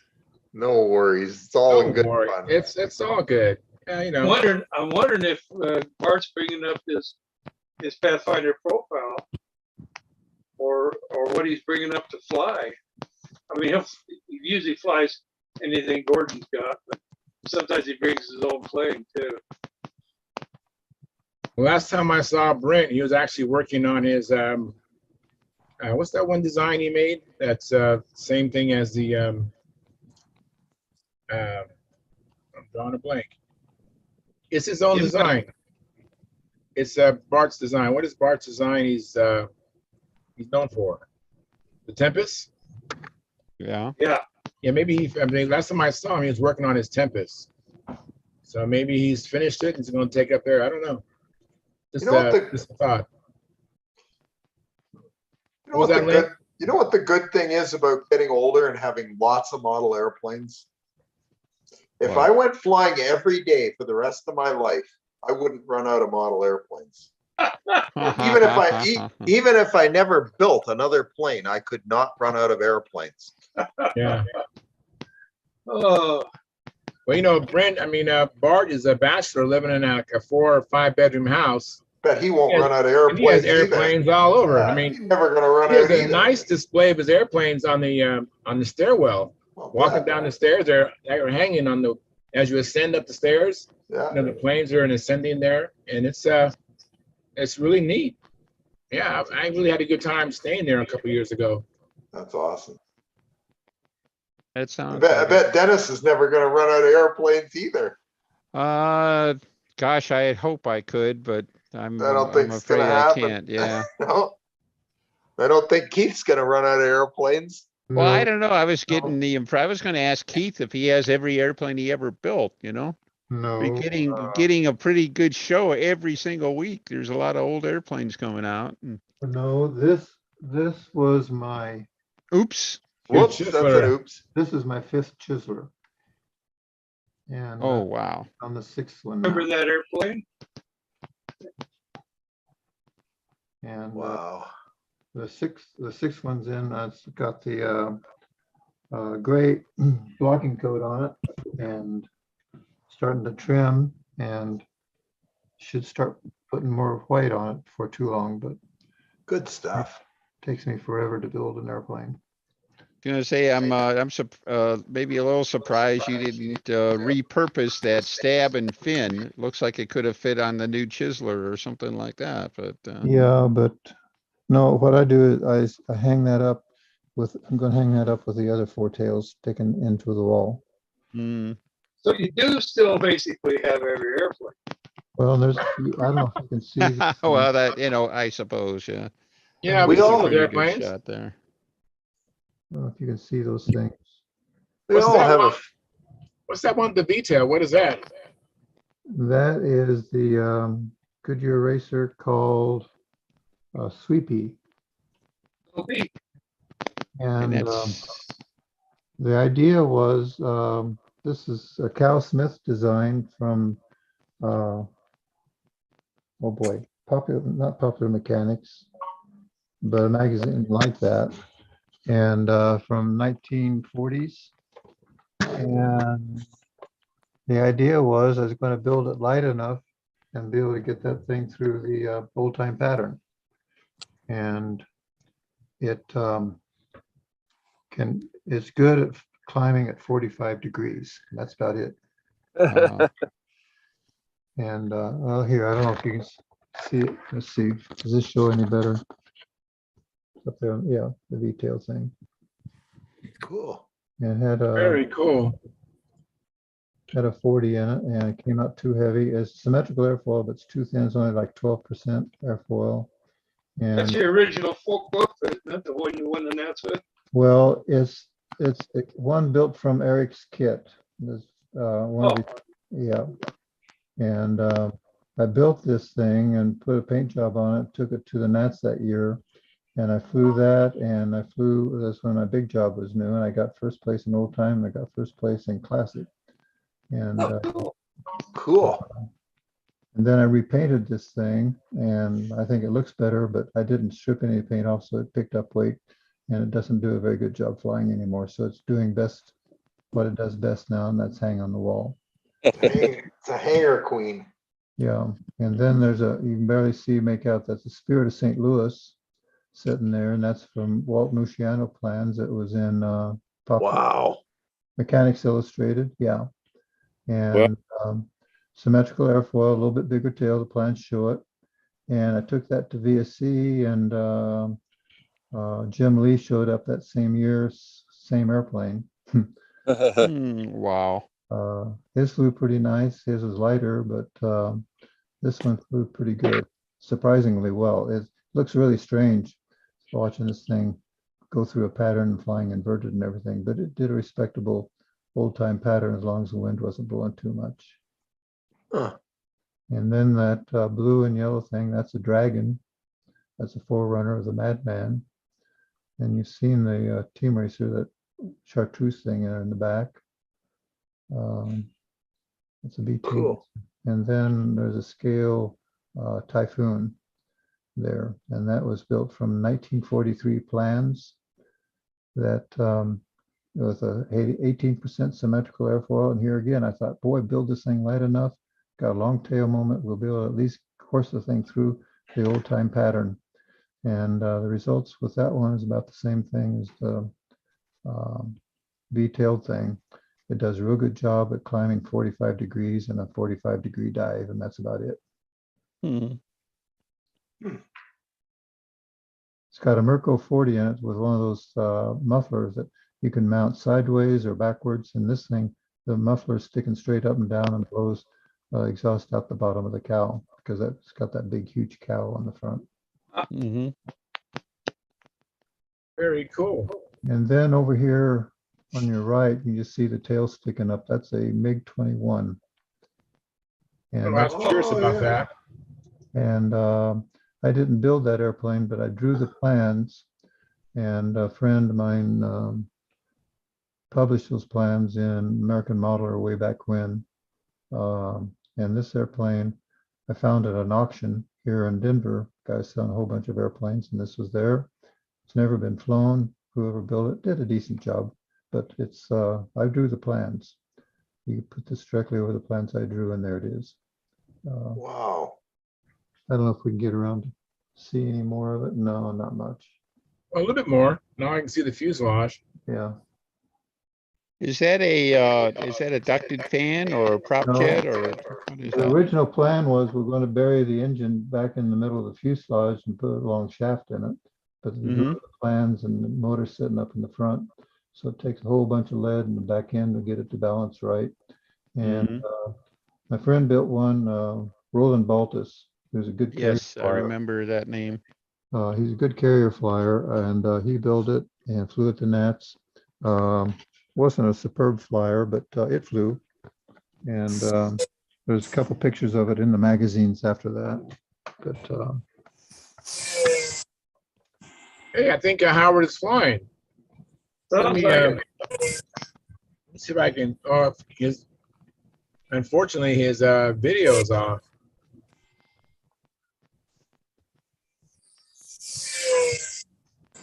in time the lapse. His audio Yeah. is working fine. You still have that little turbine engine you bought, that 3.5 or 4 inch diameter one? Yeah. Think And you might ever build something for that? I've got several candidates to do for it, but haven't got the plans for the XF Convair XF92. It was American Modeler or Air Trails Annual way back when by Cal Smith. No, it wasn't Cal Smith. It was another guy. Had a Dynajet in it. And I've got another couple airplanes I'd be interested in building this around this fan, but they're not high priority right now. Yeah, I understand. I was just wondering, because I knew you were really interested in doing that, but it's been, what, 15 years or more? And I thought, well, I wonder if you decided not to do it. No, they gave me that engine when I left Tucson, so it's been about 7 years now. Really? Yeah, I thought it was longer than that. no. The Phoenix guys gave that engine to me when I left Tucson. That was nice. Yeah. That's the neat thing about this hobby. You really meet some neat people all over the country. And Absolutely. Great people in this hobby. in my situation, because I got to move around a little bit in the Air Force, when I was in Washington, D.C., that's when Pampa was getting started. And I was doing the Pampa stuff. And I was right there. AMA headquarters was downtown D.C. And when we started running the Nats, I could go down there and tell them what we needed. And they were very cooperative. And there's a guy down there that took special interest in making the control line stunt people getting everything they needed at the Nats. And being right there in DC, that helped a lot. Yeah. Then we moved to other places and just a lot of friends each place. Great. So tell us a little bit about your career in model aviation with the Air Force. Well, my first tour was Patrick Air Force Base, Cape Canaveral, and got there in the summer. There was a thing in the paper, the base newspaper said there's Air Force Model Airplane Championships going to be going on later that year. I'm interested, why contact them? So I did, and so I was on a 2-man Air Force Systems Command team to go to the Air Force meet in Texas. And that's when I won my first trophy in stunt. Very cool. And then as Bob Whitney got me started flying in contests, I flew a lot of contests down there in Florida before I went to that Air Force meet. And I had the habit of breaking an airplane before the official flight. And, so I was getting real good at repairing airplanes, but then got the Air Force meet, and it was the first version of that Wolf that got me that first trophy I ever won. And then 2 years later, went to the Air Force meet, made the Air Force team, go to the Nationals as a mechanic, and they let me fly stunt. And that's when I got a 5th place flying on the Air Force team at the Nationals. I was a mechanic. There's a 5-man Air Force team that flies the official events, and then they had a 5-man support troop team, and I was there. So I was chasing airplanes and repairing airplanes in a hangar and standing in line for the next flight and free flight and all that kind of stuff. But they let me go over and fly that stunt event. And Did the Keith? Let me have to ask you a question, Keith. Did the Air Force compete against the Navy, and did the Marines have their own team and Army? I think I have a friend who actually competed in like a meet like that. I'm not sure if he was on the Air Force team or if he was on the Navy team, but my friend Bob Brooks, he actually competed in these military championships. The 3 times I was on the Air Force team, there was 1 year the Navy had a team there. But they weren't very well organized. The Air Force knew how to make this thing work. They were defending team champions for years and years. And then in 1970, I made the team again. I flew a whole bunch of events. I flew like 9 or 10 events at the Nationals that year. And that's when I won stunt in the Walker Cup. And, Wow. yeah. Yeah, now I to didn't make the realize team, you flew 9 or 10 events at the same time. That's spectacular. Yeah. Yeah. Yeah, now to make the military team, you had to be able to fly multiple events. Is that right? You had to be- right. Because at the Air Force meet that year, I won tow line glider, almost set a record in a hand launch glider, and went out of sight before and they had to shut the clock off. That's another story. Won half A proto and B proto stunt and scale at that contest. Wow. So I was overall Air Force champion. And so that was my Air Force model airplane career, basically. That is very cool. That's cool that you got to experience that. Yeah, it was. And I was put on permissive TDY with an expense account. They gave me like $20 a day or something, $25 a day. You're a rich man. Well, yeah, it paid me to fly airplanes for 3 weeks. There's a Yeah. week at the Air Force meet, and then there's a week between that and the Nats, and to get everything ready, and then went to the Air Force meet. And terrific guys on the team, all great modelers. The Simpson twins. Whitney was on the team that year that I won. Well, he's with me both times. And he's the one that got me flying to begin with. And Yeah. some of the stuff I have on these half-A airplanes, he's machined parts for me. So it's been a great relationship. Bet. And so basically that's my Air Force model airplane career. That Well, is congratulations, sir. And yeah, I got really neat trophy from the Air Force meet. It has all those events that I placed, and I still have that first trophy I won at the Air Force meet in 1964. Hey, Howard, your camera wasn't enabled. We didn't see your flying. We heard the audio, but we didn't see anything, Howard. We got your lap times. Just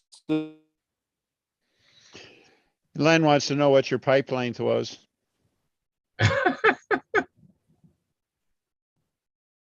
Lynn, you got your mic muted. Yeah, I just unmuted it. Yeah, I want to know what his pipe length was. Oh my goodness. Tomorrow we'll try it again. Tomorrow we're going to lengthen it out to 18 and we'll see what that does. You're within a click of success, Len. Keep it up. Just You'll keep get going. there. Hey, guess what I played with today after I got tired of playing with the bear? I What's that? started monkeying around with a Vico 45. All Vico right. 45. A Wow. Vico 45. It wasn't running too good today. We'll try again tomorrow on that one too. right. I was gonna say it's time to get you a Shark 45. Yeah, the Vicos haven't been too good to me this week, but I've got one that I'm hopefully it's going to have a little bit of potential, the 145. So we'll see what happens. Yeah. And I have a friend who had a Vico 60, and he told me that the Vico 60 was like the American Super Tiger 60. That's I don't know not a if that's- bad comparison. Yeah. Is there any Technology difference wise really? and everything was very similar. Is there any difference between a Vico 61 and a K&B 61? Not much. I didn't think so. They seem a lot alike. I think they're both made by Mikoa? K&B. Yeah. Yeah. Okay. I think Bob Palmer on his skyscraper is either K&B 45 or a Vico 45. I don't know which. Okay. I think Yeah, it it was had a a Vico. Vico. He had a Vico 45 in the skyscraper.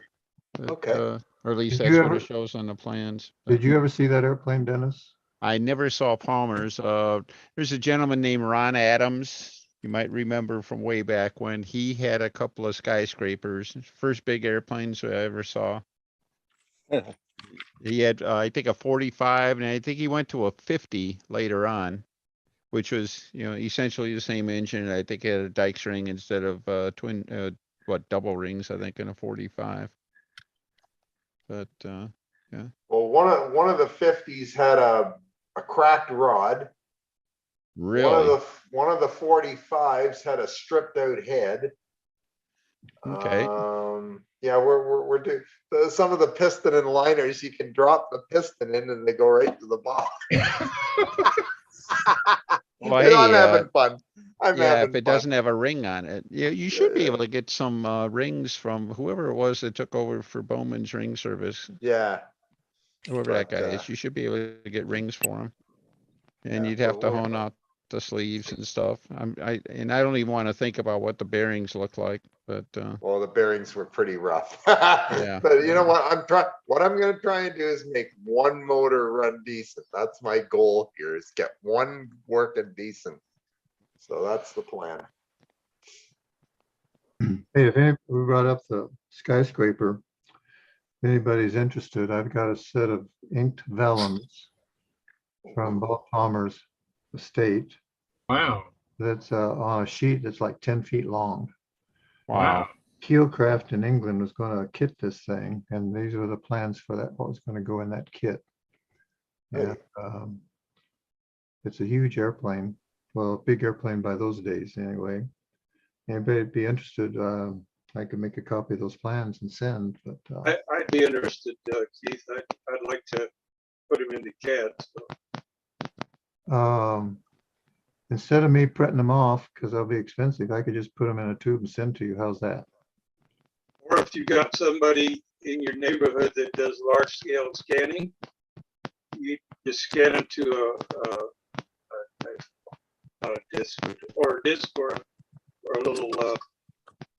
Oh, okay. Well, maybe I could take it down to the FedEx store. Maybe they could do it. I don't Yeah, know. and then just send that, and then I can just bring it into the CAD program. Yeah. Because An awkward set of drawings to use. That's for sure. Yeah, well, I mean, it's not like I don't have anything to do. I've got a Magnum I've got to get done. Cha-ching. Yeah. But, but somewhere before I die, I want to get to Bob Palmer's skyscraper. What's the big thing about Magnums these days? You're doing a Magnum, Sparky's doing a Magnum. What's the big thing about the Magnum? Well, this is the Ulrich Magnum. Oh, it's a different Magnum. Okay. Which is a classic legal stunner. Okay. And I promised a good friend that I'd do it for him. Okay. and I haven't been good at keeping that promise.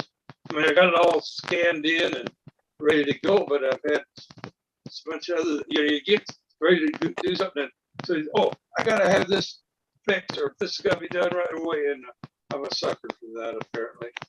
It's a neat looking airplane. George never said he liked it very much. Frank McMillan built one and flew it at VSC several times, and it flew nice. So Yeah, I remember that one, but I didn't get to see it fly. no, it flew really well. It did. Did it? Yeah. It It did. kind of reminds me of that Aussie design, the wind design. Yeah. What was it called? Wind Dancer or something like that. Curtis Anyway, Comer airplane. firecracker. Firecracker. That's it. Firecracker. Yeah. And it's supposed to handle the wind real well. Maybe that's what Ulrich was looking for, because it has the wing. It's really got a swept leading and trailing edge. You know, quite it almost looks like a Folker's racing wing, only bigger. Probably got a picture of it there.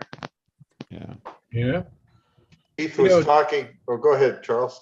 Well, I was gonna say, John, I don't know what's wrong with the audio, but it's crackly. I don't know what it is. It was crackly last time also. Yeah, I don't know what it is either. Just the last time when I signed on, it crackles when I listen to you guys too. Oh, really? I don't know what the deal is. I'll see if I can Interesting. fix it. Yeah, maybe Might be next in the time. left. Don't worry about it. I just didn't know if you knew. Yeah. Hey, Charles, if you get a chance here, I got a skyscraper plan I could put up for people to take a peek at. Oh, That'd sure, be yeah. nice. You know, I think I've seen this skyscraper plan on Hip Pocket, Mm-hmm. but yeah.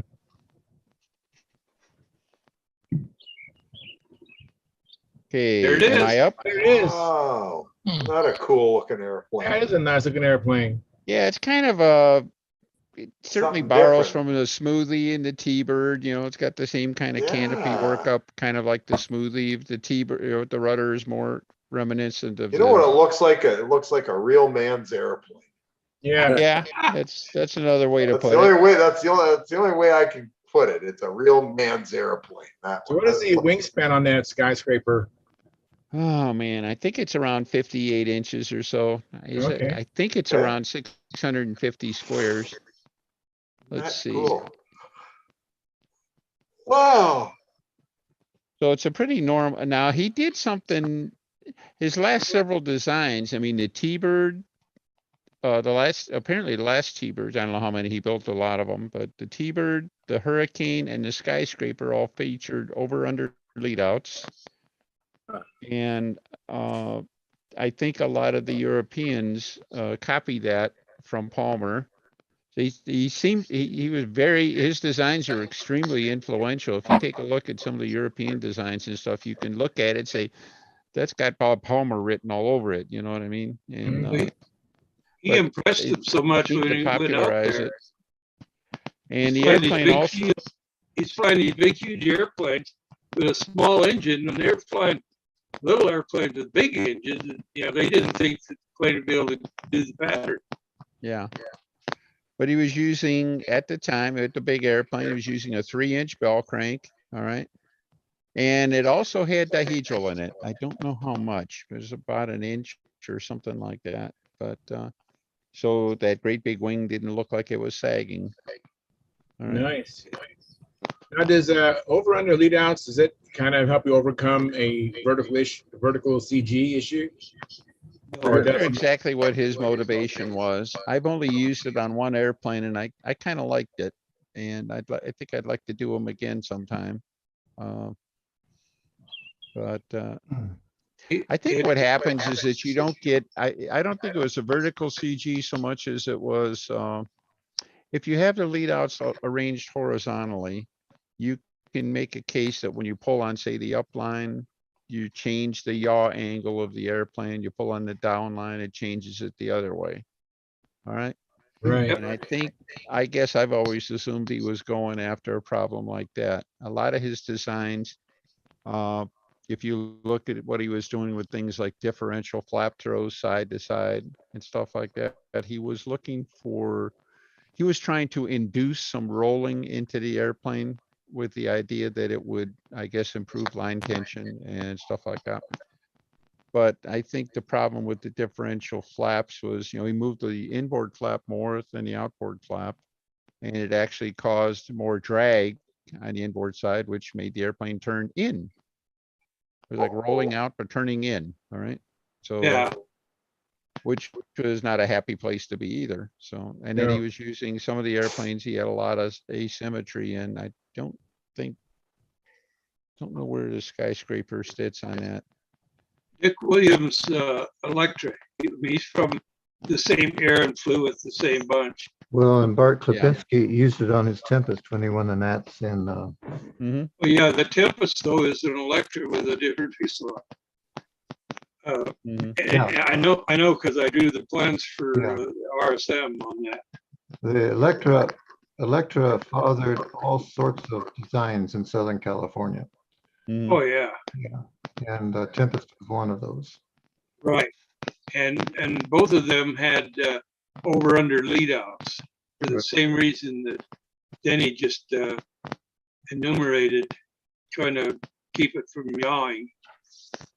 Of course, if one of the things we all did was we reversed the belt crank so we'd get the yaw to work for us, so that Mhm. when we turn one way, it wouldn't try to turn in on us, and when we turn the other way, it would not pull out so hard.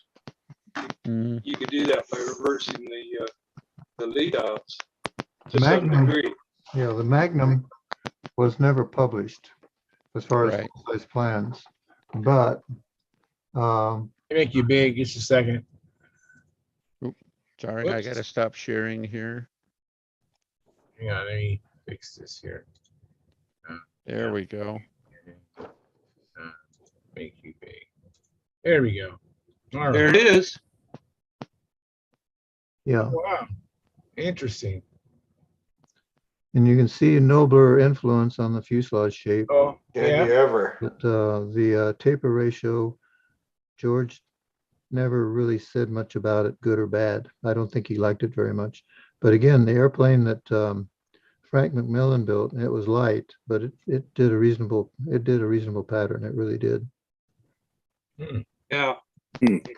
I wish that I got to see that fly. I remember seeing him holding it. Yeah. This series of drawings, Pete Soule ran for a year, each month, the Model Airplane News in the Round and Round column. And Dennis, you wrote for the Round and Round column for a while. Yeah. Pete Soule for a year ran these drawings like this, and a guy there in Southern California did up a whole series of these things. And Jim Mayfield. Oh, I know Jim. Yeah, and he had his version of the Tempest and The Electra. Dick Williams Electra. Yeah, he was a good flyer, but he did dozens of these things. But Soule put significant ones for each month for a year in the magazine like this. That was good.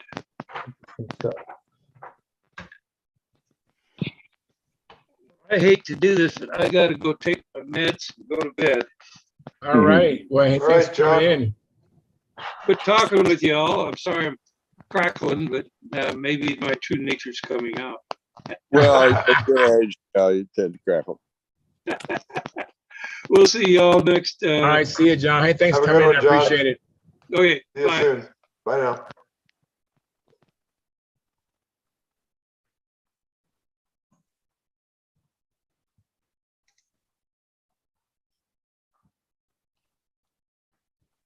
Close the book. Well, yeah, No more scratchy noise. you could. Scratchy's gone.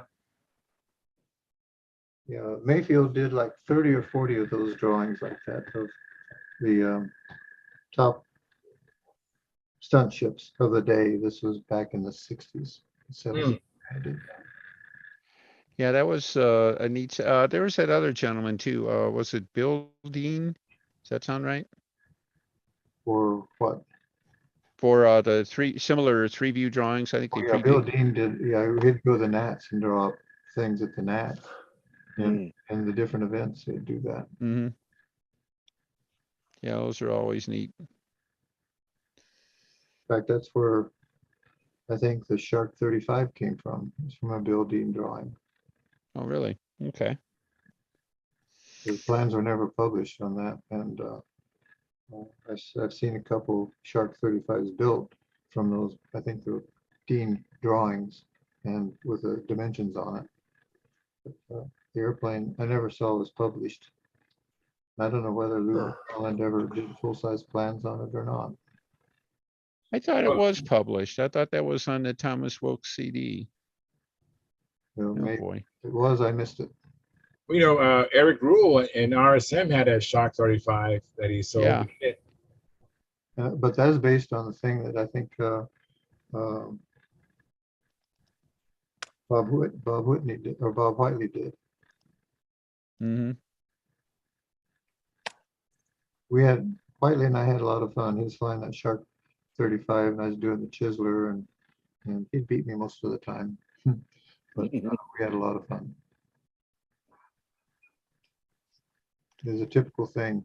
I might be ahead of him going in the second round. And if you're flying against Whiteley, you don't want to do that.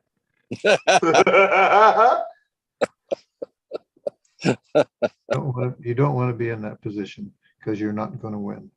It'd be better to kind of lull him to sleep, have him lead in the first round, and then maybe you come back and just spank him in the second round. He might have been a little off or something. And so before he goes out there on his second flight, he'll say to somebody, now watch this. And he'll go out and do it. Yeah. Okay, Keith, I was absolutely wrong about that. The Shark 35 plan I see here was one of the, I think it's a Bill Dean drawing. And yeah, but it's definitely not a full-size plan. Yeah, I think it's a full-size page. Yeah, full Yeah. page here. I'm looking at it right now, but I'll find it. I can find it here. yeah, I've got, actually, I could share it right now. If Go we ahead. can All right, you do go ahead, it. share it. All We're right, if almost I- at the top of the hour, so let's go out with a bang. All right, go out with No, a bang, indeed. I'm sorry I didn't get a chance to call you back, Dennis. I just walked in the door. That's okay. I'll call you tomorrow. All right. You look tired, Steve. You been working? Moving Samantha. We started at 9 o'clock this morning. Oh, man. Man, Am you're I on? you're an awesome dad, man. All right. You are. Wow. Are look you, at am this. I on? Am I up? You Yeah, are. we see the Yeah. Shark Oh, that's good. 35. Yeah. That is cool. Yeah, it's a remarkably detailed, drawing for a little drawing and everything like that. But Yeah. So Yeah, can I you wonder rotate it for us? Was that a yeah. constant? I take it that was a constant chord wing? No, Oh, it's not. It's not Oh, it constant just chord. doesn't give you the other. It doesn't On give the you. top of the screen, Dennis, there's a rotation icon there, Yeah, trying to find it. right next to the trash can, to the left of the trash can, Don't put it, right there. There we go. Going.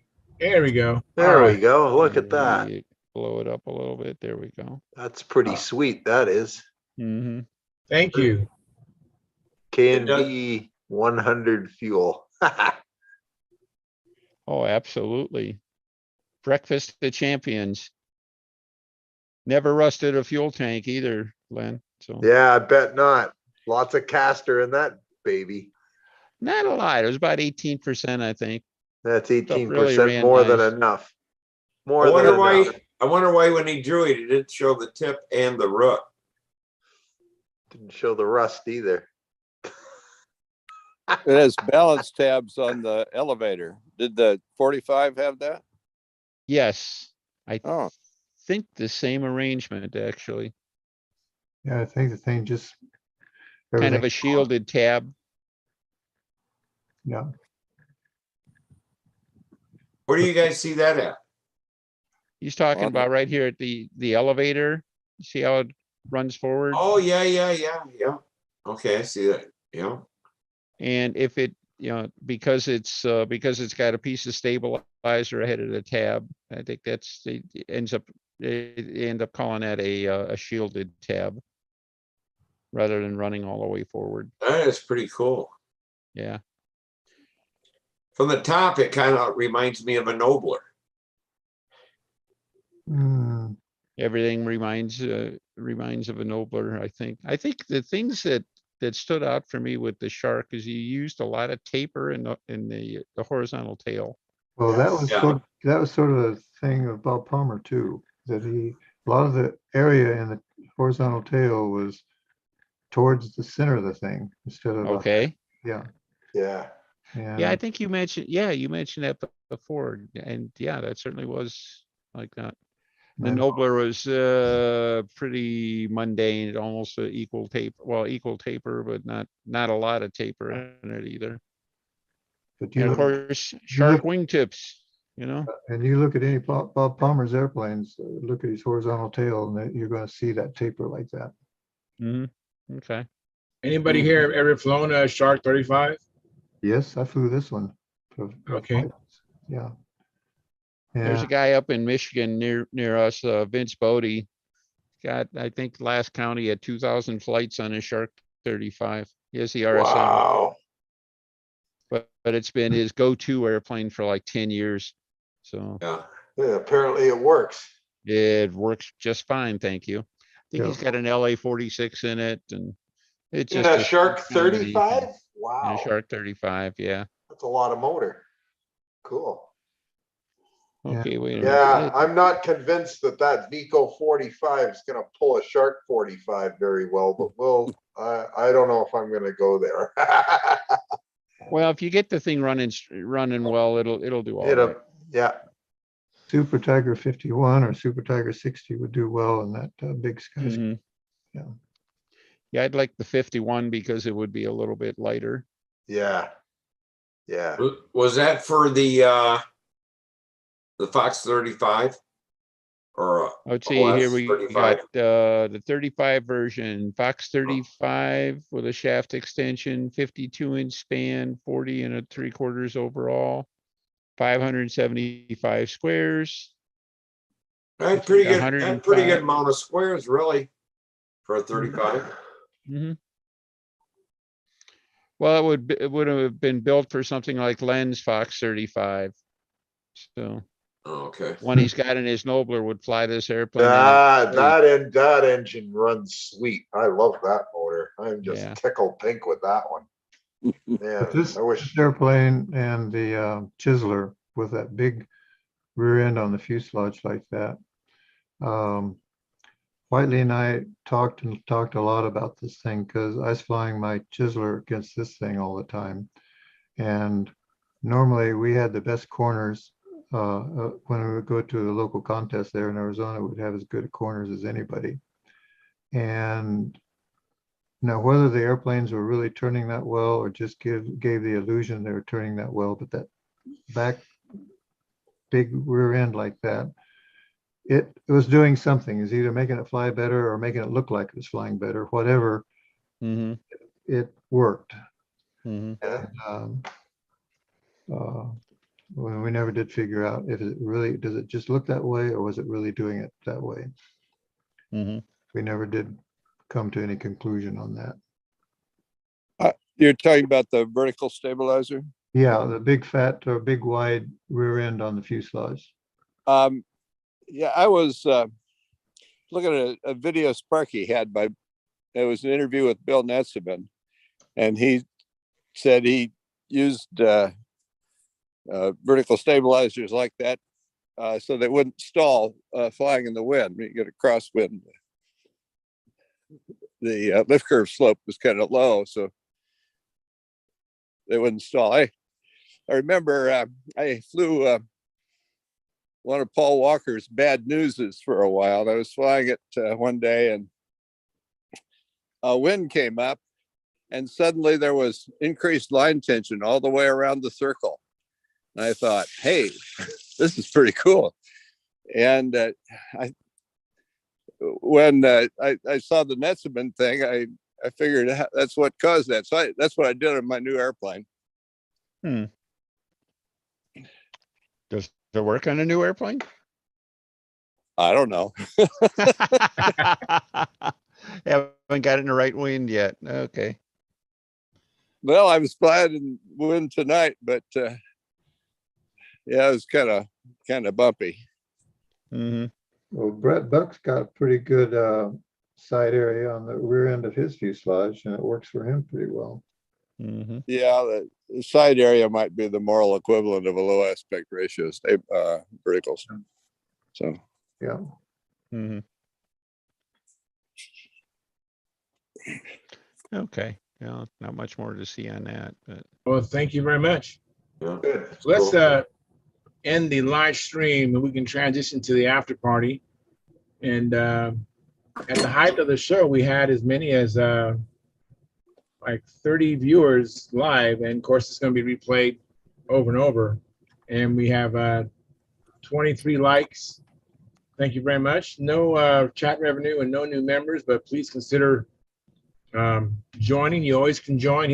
Go down below and hit the blue button and join. It starts at $4.99. And if you watch us as a replay, we'll be back live Monday at 6:45 p.m. Pacific Standard Time. And if you want to join us in the after party, you got to log into stunthangar.com and go to At the Bench. And if you're not a member, the At the Bench link will not appear. But if you are a member, you can scroll down to the At the Bench link and click on the one with today's date. And with that being said, I'm going to end the live stream, but we will not go anywhere.